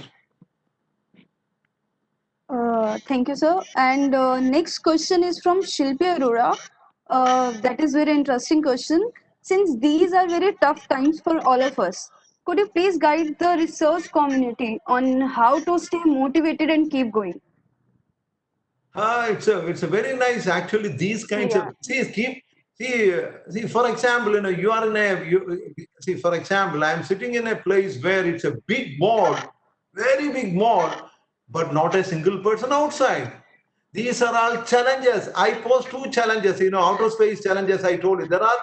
See, science never ends. You always find problem. There is no, see, for example, when I go to schools and people ask this question, we have invented everything. We have invented pen, we have invented computer, we have invented everything. So what is there for scientists to do that? But the fact of the matter, it is not like that.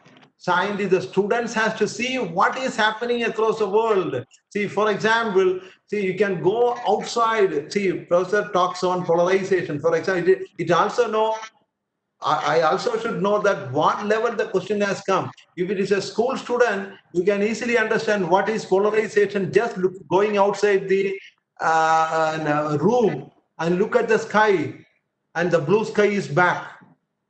And you can do a small kind of experiment. Actually, the lockdown days are, you can utilize the full experiment, science experiment. You can do a lot on it. You can use something like a crystal growth. You can try that thing, and what do you call it? You can find out two materials of at different potentials using an electrolyte. You can try many things. And of course, I know that it's a very interesting question. So, professor might have definitely will come across so many other things into the picture. So these days are, in fact, is the days of enthusiasm. It should be, and it has to be. So it is plenty of things to offer for science students. Read it. There are a lot of interesting. Just about, and I heard about June Words. One of the stories. Just open your window. You are in fact are running at high speed. Your house, the earth is moving. You are in a voyage. So what I am trying to tell is that we are in fact sitting in a what do you call case where anything around us is interesting, and COVID is in fact is a challenging time in all these aspects. Thank you so much, sir. Due to time limitation, we have to move on to our next session. So over to you, Shiprama. Yeah, thank you, and I also thank. Actually, I'm listening to Professor DD after a long time, as usual. Is an orator. Yeah. Thank you very much to Professor DD. Yeah, thank you. Praveen, it was lovely listening to you. I paid very close attention because what you guys are doing is so important because, from our random, manifold, complex attempt, you guys give it the shape. And it's really, really important. So it was lovely listening to you. Fantastic. Thank you. Thanks. Yeah, thank you, sir. Yeah. Thank you so much, Dr. Praveen Kumar. Yeah. It was really valuable time that we had with you. Our next and final speaker for today is Dr. Raj Das. Dr. Raj Das leads the stimulation and modeling team in the aerospace engineering and aviation discipline of the School of Engineering of RMIT University in Australia. He is also an honorary academic in the University of Auckland, New Zealand. Dr. Das is a principal investigator of the Sir Lawrence Wackett Aerospace Research Center of RMIT University and also an adjunct academician of the University of Quebec, Canada. He serves as the chair of the National Committee of Applied Mechanics of Engineers, Australia. Dr. Raj Das has more than 15 years of experience in design, analysis, and optimization of aerospace material and structure with a focus on computational simulation, composite structures, failure analysis, and damage tolerance optimization for civil and defense applications. Dr. Das has a PhD from Monash University, Australia in structural optimization and failure analysis. Dr. Das has previously worked in the University of Auckland, the Commonwealth Scientific and Industrial Research Organisation, and the University of Manchester. Dr. Das has published more than 250 papers in international journals and conferences in collaboration with several universities, institutes, and industries. Dr. Das has been granted several national and international awards and fellowships. Today, we will speak on harnessing science and technology, resolution of global challenges and crises. It is a pleasure to have you with us today. Thank you so much for giving us your valuable time. I would like to now invite you to please give your talk. Dr. Das. First of all, thank you very much, Dr. Gupta, for your very long introduction. I'm really privileged, and I would like to thank you first, Professor Kumar, for inviting me, and also I must thank the previous two presenters, Professor Sharma and Dr. Somasundaram. I think the previous presenter have really set the scenario for the context of scientific and engineering collaboration from in the Indian scenario maybe. But before I go in further details, I just want to clarify: am I audible? Am I visible from 10,000 kilometers? There is a problem with your audio, Dr. Das. Just okay. Can you hear me? Can you be little louder? I think there's the volume is really. Okay, so let me try something else. It's better. Is it okay? Can you hear me now? Now it's really good. Yeah. It's okay? Yeah, good. Great. So I think this works well. So thanks very much again. So it's a great pleasure for me to talk to all of you. As uh, Dr. Struthi said, I am based in Australia, in the city of Melbourne. And you can see it's kind of night time now, so it's our evening. And it gives me great pleasure to talk to my Indian colleagues, professors and scientists from across the sea. So when I was asked to speak at that webinar, I was quite delighted, but I was thinking, what should I emphasize on? And the previous two speakers have made my life easy because Dr. Somsundaram have talked about India's great progress in developing scientific and technological collaboration throughout the world. And Professor Sharma has talked about a specific scientific discipline, which is the synchrotron technology to analyze materials and structures, which has kind of put together the scene. Now, where I will bring to my expertise and perspective is another word. When we call science and engineering. So I will bring into my perspective of engineering into international collaboration and also introduce you to our university, our center, and I'll talk about how we can collaborate, particularly the India-Australia collaboration perspective. Just to start with, I think it would be good if we start with the COVID-19, which is the buzzword now throughout the world, and what we think we should do. Or if we make a statement like this, why a collaborative research culture is needed to address the COVID-19 challenge. So, with scientists around the world mobilized to use their skills to help fight COVID-19, institutional and international collaboration is the key goal now. So the question is, has the landscape of global research changed forever? Like we have seen, when a disaster comes, scientists, engineers, we all come together. we decide to collaborate more. Now, with one third of the world's population in lockdown mode, there is no better time to think about what the collaboration means and how we could use our latest technology, particularly digital technology, data science, data handling, to even collaborate greater length across the world without physically being together. So that's the key success of technology where we are. So I'd like to mention one point. Earlier this month, UK Research and Innovation Council and the National Natural Science Foundation of China has issued a joint statement highlighting a shared commitment to strengthening global collaborations and encouraging openness and data sharing to help ensure diagnostic, particularly vaccines, prevention measures, develop rapidly for the benefit of every nation. So in this context, I would like to bring what Australia did. When the COVID was spreading around the world, we were slightly fortunate. Being an island nation, we were quickly to isolate ourselves from the rest of the world to minimize the impact of COVID. But the effort to collaborate, to put together a team of experts throughout the country has not stopped. So immediately during the spread of COVID-19, Australian Academy of Science has announced to all researchers and scientists of the country to join for a team to they opened a register for us to sign up.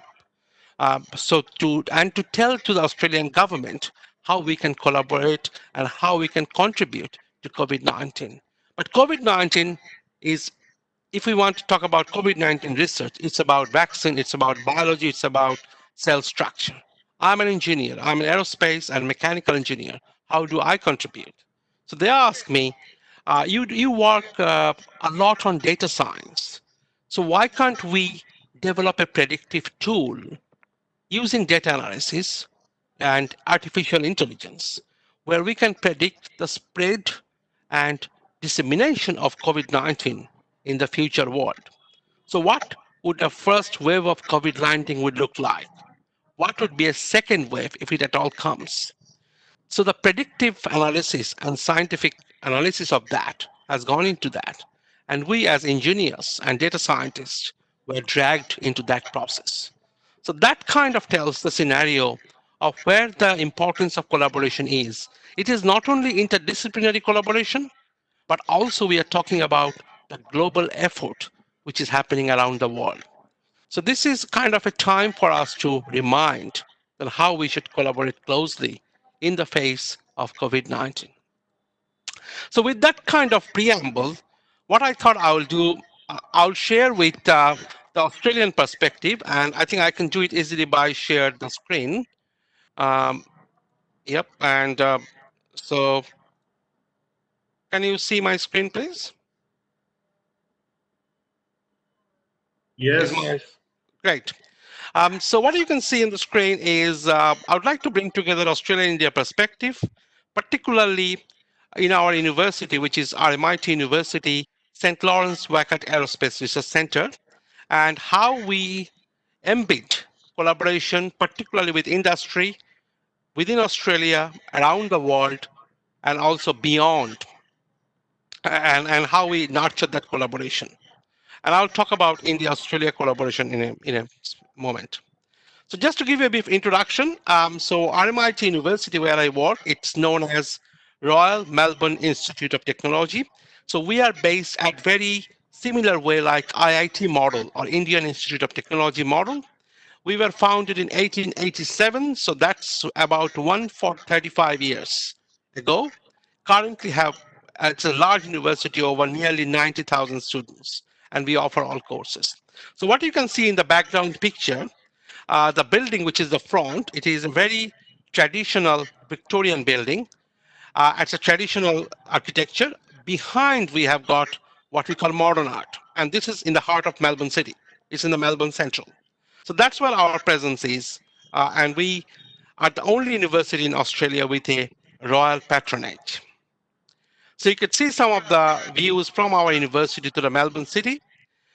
So Melbourne is, if you have not been there, at least you have heard about Melbourne through Australian Open, and also the famous MCG or Melbourne Cricket Ground, where the cricket matches are held.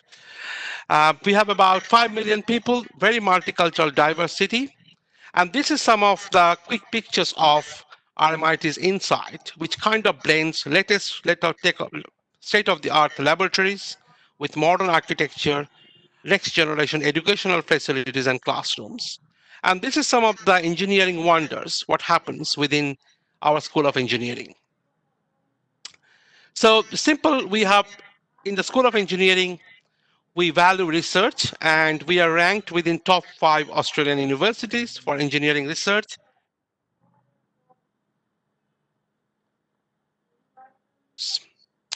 In terms of how we stand, in terms of world collaboration and world ranking, so we are ranked about 125 if you look up the real number if you're interested in, and 8th in Australia, and different other rankings are present. Because ranking is important, because when you want to collaborate with a partner, you'd like to know where the partner stands in terms of ranking. And in terms of the research we do, and in all of these aspects, we collaborate a lot throughout the world. Particularly our focus, it's engineering. I'm from the School of Engineering, so our focus is aerospace, electrical, electronic, environmental, manufacturing, materials, civil, and biomedical and chemical.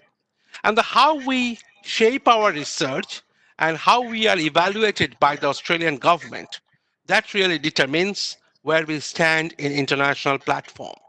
So what you see this here, this ERA, there's a number 5, there's a 4, and there's a 3. What it tells you, if all these engineering programs in RMIT University have been ranked as ERA 5 in Australian standard, which means we got 5 out of 5, meaning our research is well above world standard. Secondly, when we talk about ERA 4, it's above world standard in civil mechanical. ERA 3 is at world standard. So what it tells you, the RMIT research is at or above world standard level. And when you talk about research, the word research is used here in the sense of both scientific research, engineering research, industry applied research, translational research, and of course, national and international collaboration. So that's what we bring as in Reading Australian University, we bring that to the platform. So these are the different disciplines. And since I belong to Sir Wackett Lawrence Aerospace Research Center, which is the leading center for aerospace engineering. So basically what we do as a center, we develop enabling technologies for next generation air transportation system. And we work in the domain of aircraft to airframe to spacecraft. So at the system level to at the airframe level. So as you can see, we are undoubtedly the top university in aerospace engineering, particularly in the UAV technologies we are leading.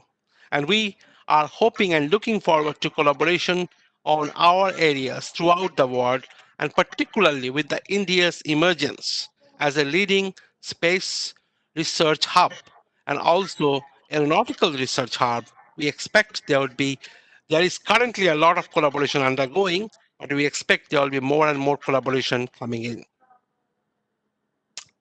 So what I would like to give you a snapshot of, on the top of this overview I presented, some of snapshots of my own research into this kind of aerospace and aerospace engineering and space science perspective.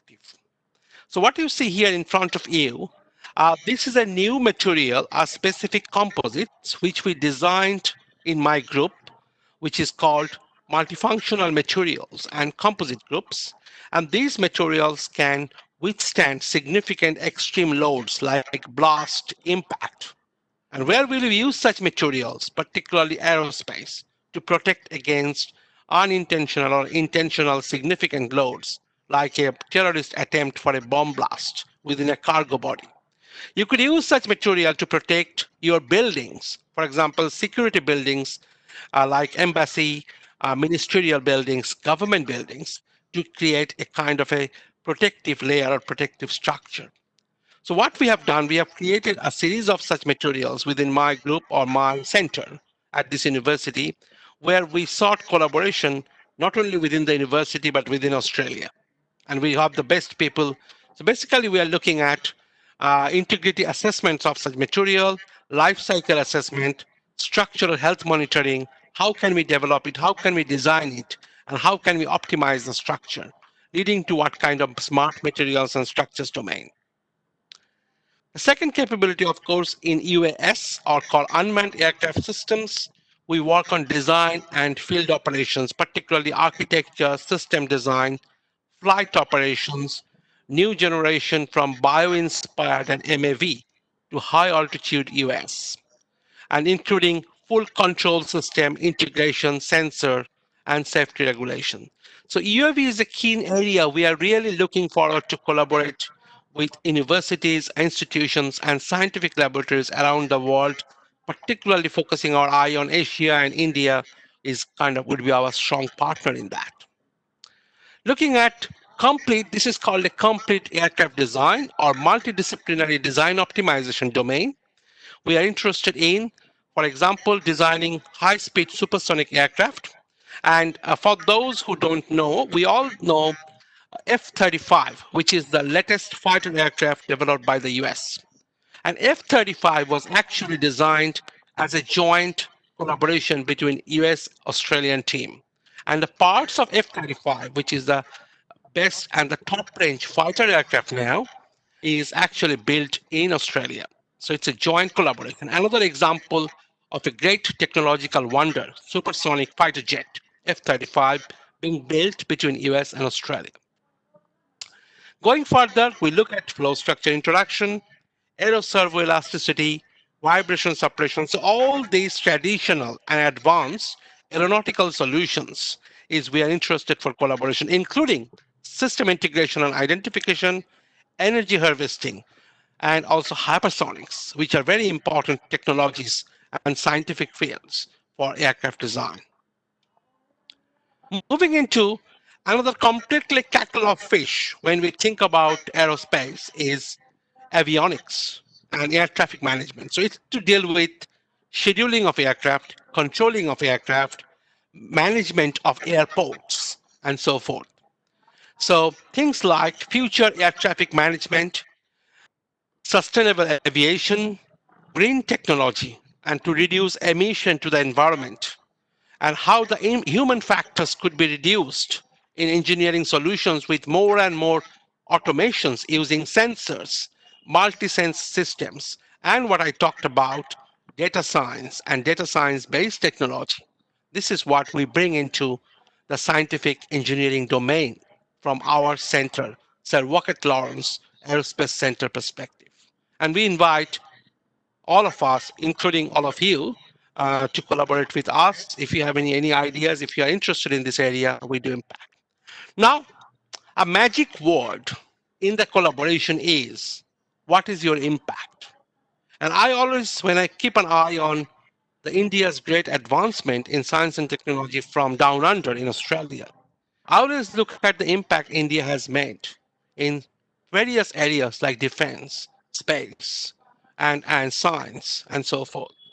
So the impact, what we measure in RMIT, because it's a technological institute, is how well and how quickly, how rapidly we can provide efficient, effective solutions to our industry and technological partners. And if you look at these names, it is just not the name. You could see Airbus, a top aerospace company, Australia Advanced Aerospace Technologies, Boeing, Civil Aviation Safety Authority, which is Australian Aerospace Safety Authority, CASCHI, which is Capability Acquisition and Sustainment Group. Now, these are all our defense, Australian defense partners. So Defense Civil Aviation Authority is called DASA here. Defense Science and Technology Group is the research and development arm of Australian Defence Force, which is equivalent to India's DRDO, or Defense Research and Development Organization. Defense Science Institute is like India's DST in Australia. And then we have companies like Defentech, Department of Defense, which is called ADF, and also Department of Defense in the US. And we also work with, this is all our work, particularly with defense partner, leading aerospace companies, And also look at this area, we also work on allied or interdisciplinary field. We have also worked with establish a center for developing lightweight motor vehicles with Ford. Now this shows with collaboration how you can create translational technology. We all know aerospace structure need to be lightweight. Then they can carry less fuel, fly longer. That's the story of the day.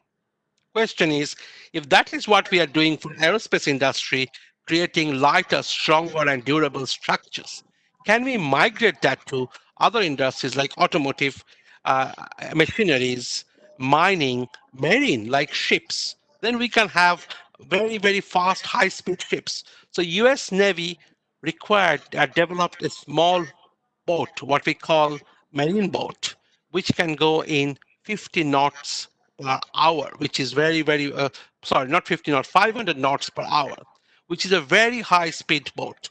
And to develop those kind of material systems, structures, engines, etc., and lightweight design, we need to borrow, we need to collaborate with. The marine engineers need to come to aerospace engineer like us. And that's why we have developed centers like Atlas, which is dedicated to lightweight automotive vehicle and also energy efficient electric vehicle development technology. That's what we are working with automotive company. We have worked with Lockheed Martin, which is a famous US company, and also NASA, which is all known, Northrop Grumman, Pratt & Whitney, and Thales. So they are all leading players in aerospace, defense technologies, and RMIT has strong collaboration with them. Within RMIT, if you are interested in collaboration, these are some of the world-class research centers we have. I talked about ARC Training Center for Lightweight Automotive Structure. We talked about Wound Management Innovation Center. These are advanced composite structure. We are heavily involved with aircraft and marine structure design. Then we have a Defense Materials Technology Center, which develops new materials for defense. And the lightweight material I have shown you, the blast resistant material, was developed in collaboration with them. Then we have Center of Expertise in Aerodynamics, iMove CRC, Noise and Vibration Center, and of course, Sir Walter Lawrence Aerospace Center. Now, what it means, this word cooperative research center, the word cooperative is collaboration. So what Australian government has done, they have created a scheme where they use the word Cooperative Research Center or CRC, like I move CRC, which means they bring the best talents and best brains and best minds in the country and link them together and fund them, seed fund them to establish the highly cohesive, collaborative framework to work together. And that best mind could be a center in RMIT, in Melbourne, a center in Queensland from University of Queensland, a center or lab in CSIRO, which is Commonwealth Scientific Organization, or somewhere else. So this shows the collaborative model which Australia follows by bringing the top laboratories and top institutes together and integrating them through these cooperative research centers. And we are very happy to integrate.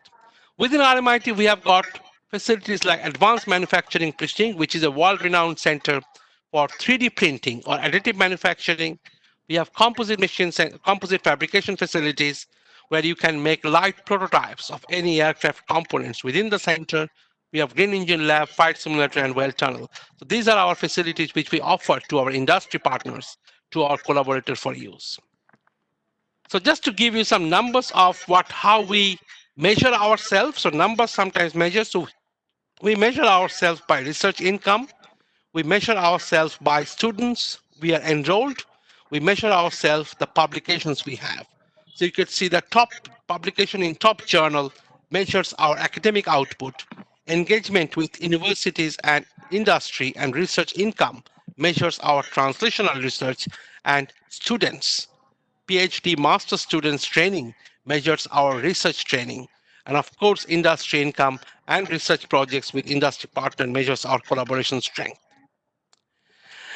So with this mission and vision of our center, which is A&A, Aerospace Engineering and Aviation Discipline, our main vision is to foster a world-class students, educators, and researchers community to develop enabling technologies for next generation air transportation systems. So that's what the mission is.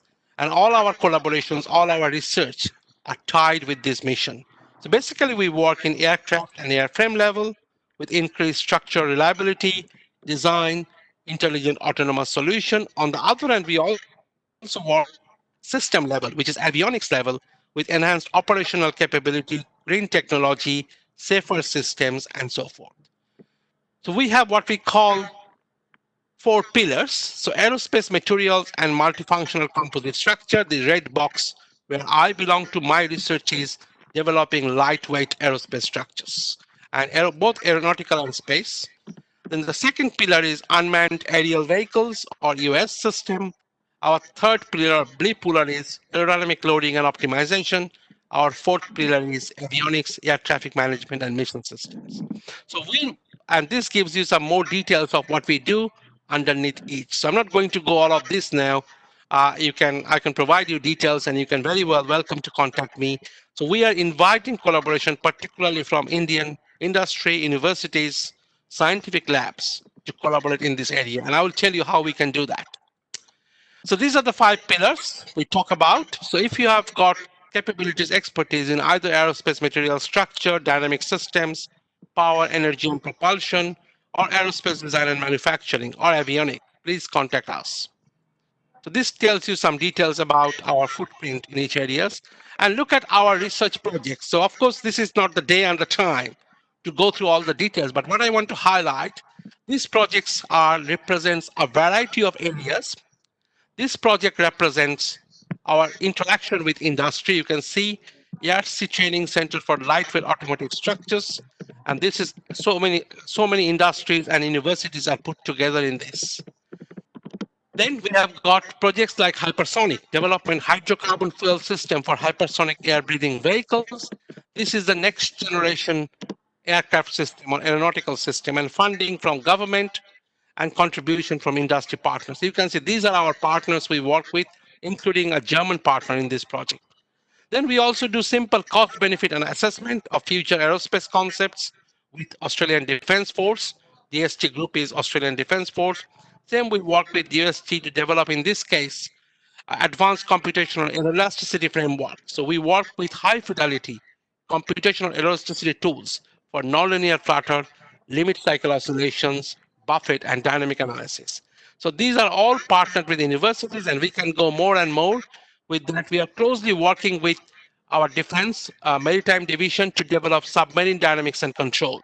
So the project is modeling and control issues in support of the Australians' new generation frigate submarine program with Royal Australian Navy. We have a number of projects on that, and you can see the projects like cognitive, human machine interface and interaction for future aerospace system. This talks about automation in aerospace industry, and here we are working with, again, Australian Defence. So we have a bunch of number of projects and different areas, mainly aerospace, but we also work on interdisciplinary area and cross-disciplinary area where the collaboration is really. So these are some of the logos and companies where we do high impact translational research, particularly with defense, aerospace companies, defense materials companies, US Office of Naval Research, and a lot of CRCs.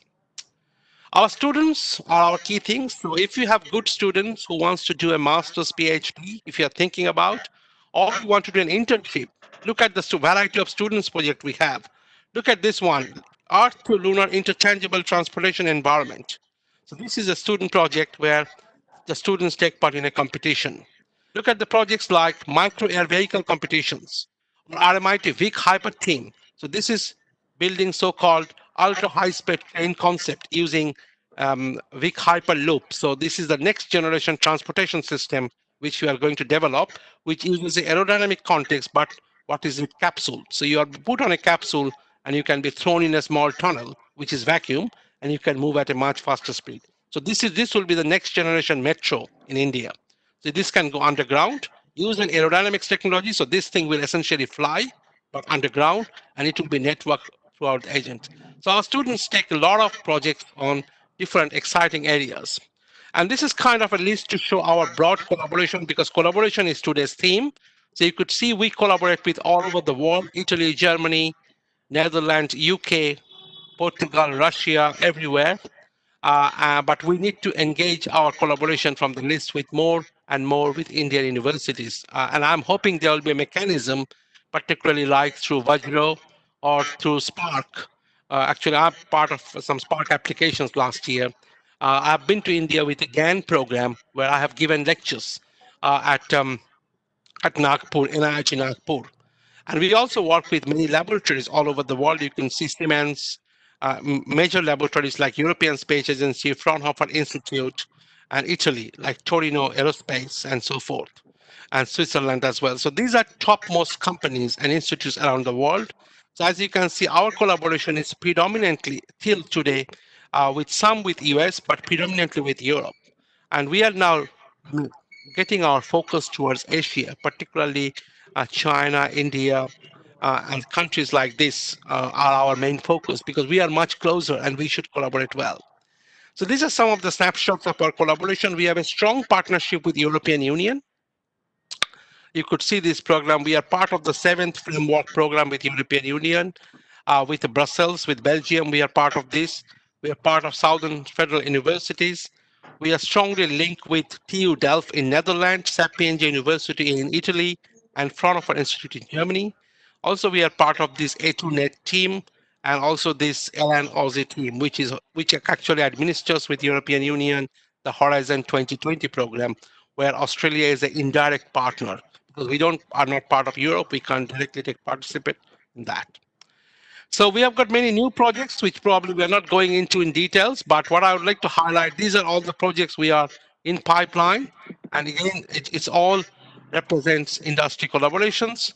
And what we really like to um, end with, we also work very closely with industry advisory committees. So we are members of, like I'm the chair actually of National Committee on Applied Mechanics. I'm the president of International Congress on Mechanical Material Behavior. So in the area of material structures, we try to play a role in terms of policy creation, in terms of science and technology, which our previous speaker have highlighted, Professor Samsundaram. We are part of the accreditation body. These are bodies like Engineers Australia, which determines the engineering education, training, and research policy within Australia. So we are part of them. And what we do through our students, like this, you can see, and by the way, this is our Vice Chancellor, Professor Martin Bin, who's standing in front of Airbus. So we promote work integrated learning and work experience and industry projects. So all our students need to spend at least 6 months to 1 year in industry. And that's why we train them to the real industry situation. And through our PhD students, we promote what we call translational research. So these are our sets of logos with industrial partners. So you could see many leading aerospace, but many other industries are involved as well. We also work with a lot of government institutes like CSIRO, which is an equivalent of CSIR in India. We work with local council like City of KC. We work with Vic Roads. We work with Steel Research Hub, which is a local hub. We work with Office of Naval Research in the US. And we work with things like Cooperative Research Center to prevent bushfire. Australia suffers every year for deadly bushfires, and that destroy regions of Australian territory and causes loss of life and loss of properties, loss of everything really. So we have a bushfire CRC, which is an Australian government initiative where we are doing research how to minimize the impact of bushfire and how to control and manage bushfire. Innovative manufacturing is a new CRC, which is the next generation manufacturing technology using additive manufacturing, rapid prototyping, and other technology. So we are inviting, this is a kind of a collaboration between many Australian and international partners. Things like we work closely with NASA on space collaborations and also Australian government in terms of Defence Force, Civil Aviation Authority, and Department of Defence. So both government institutes and also with this level of industries, you can see we work with more than 100 industries in our only with our center. So we are very keen, and this shows our global footprint in terms of collaboration. We do have collaboration with various places in India, as you can see, and particularly a lot with European partners, and also mainly South America, North America, and of course, our global engagement is very far-reaching, and we'd like to promote that. Now, to finish off, I would like to say Australia-India collaboration. So we'd like to promote that. As I said, India is now Australia's favorite or preferred partner in collaboration. We have two programs currently running. One is Australia-India Council's grant program, although it has been postponed to 2021 grant round for COVID pandemic. So that supports, Council remains committed to supporting institutional engagement, like an Australian institute can apply for a collaboration with an Indian institute, and then we can put together projects and even can establish center, Australia-India Center under this kind of Council's program. Then there's the Australia India Strategic Research Fund, which is basically we can apply, you as a researcher can apply for this, and there is up to $1 million research project can be approved under Australia India Strategic Research Funds, which means this will support collaborative project which will enhance the relationship between both the nations. So this, if you want to know more, that's fine. And I thought I will touch base with our continue the fantastic presentation given by first speaker, Professor Sharma. We have also a world-class synchrotron facility in Melbourne and also in Sydney. Melbourne, it is called Australian Synchrotron Facility, and the organization is ANSTO, Australian Nuclear Science Organization. So we have a number of beam lines, and this is the inside of Australian synchrotron. So if you're in synchrotron research, yes, Europeans are great, but we are also not behind. So we have also opened collaborative programs. Under those Australian collaborative program, you could apply to use our synchrotrons for your research projects. So these are some of the pictures with Australian synchrotron. So with that, I would like to thank you and wish you in all the best. And thank you for inviting me. And I'm happy to take questions. I know it's quite late, maybe lunchtime in India now. So these are some of the pictures of Melbourne. If you decide to come, I would like to invite you all to this.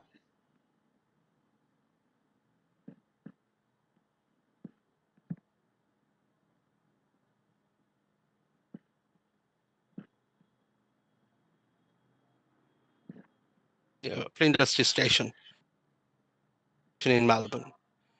So there's a lot of things. We have free port, very discounted airfares. If you like eating and drinking, yes, Melbourne is the place for you.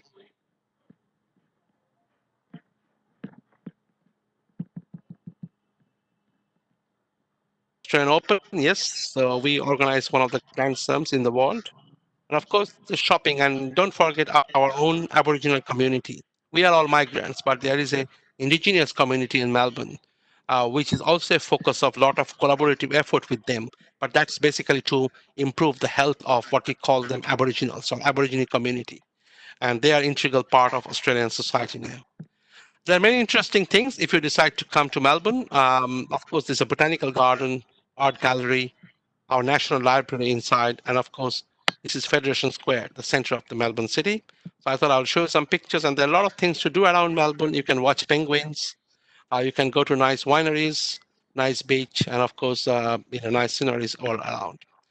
So with that, what I would like to show you this picture, what I like, because when we learn about science and engineering, from the dawn of civilization, we probably don't understand the reason the human being is in this stage now, the reason we call ourselves the most civilized um, entity in the world is because of collaboration. We have collaborated from the age-old Stone Age to how to create fire, how to create shelters, how to create accommodation, and how to progress the civilization.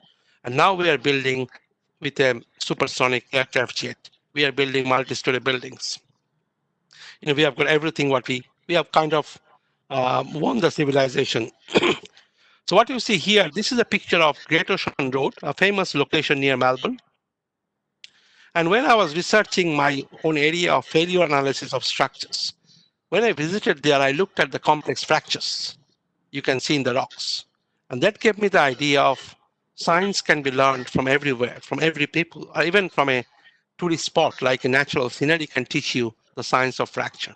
And that gave you a lot of ideas for me. How can I design failure resistant aircraft use aerospace materials with this scenario? And that's why I put this scenario into this presentation. We can learn from each other all the time. If we work together, if we collaborate together, the world is really small.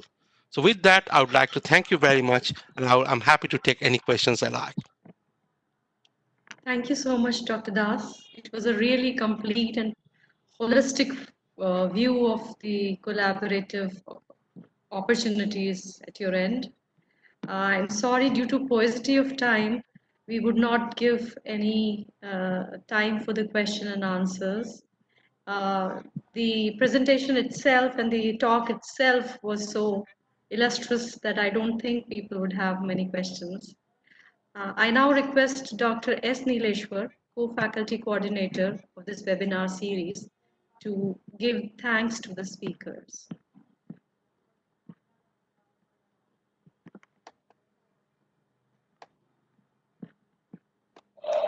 You're on mute, Dr. Nileshwar.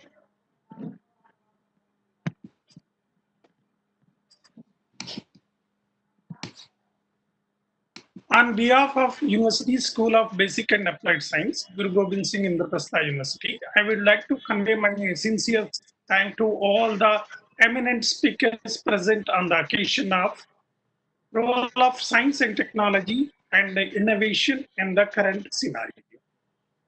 Today's theme of webinar is international scientific cooperation.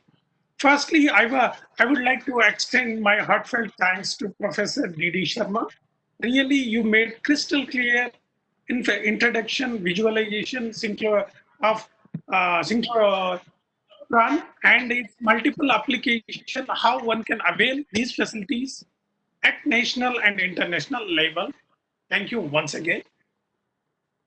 Secondly, I would like to thank to Praveen for giving a more clear informative information on international scientific cooperation in the Indian perspective about different opportunities to avail and to make up the collaboration possibilities through various schemes. Finally, I need to thank to Radhus enlightening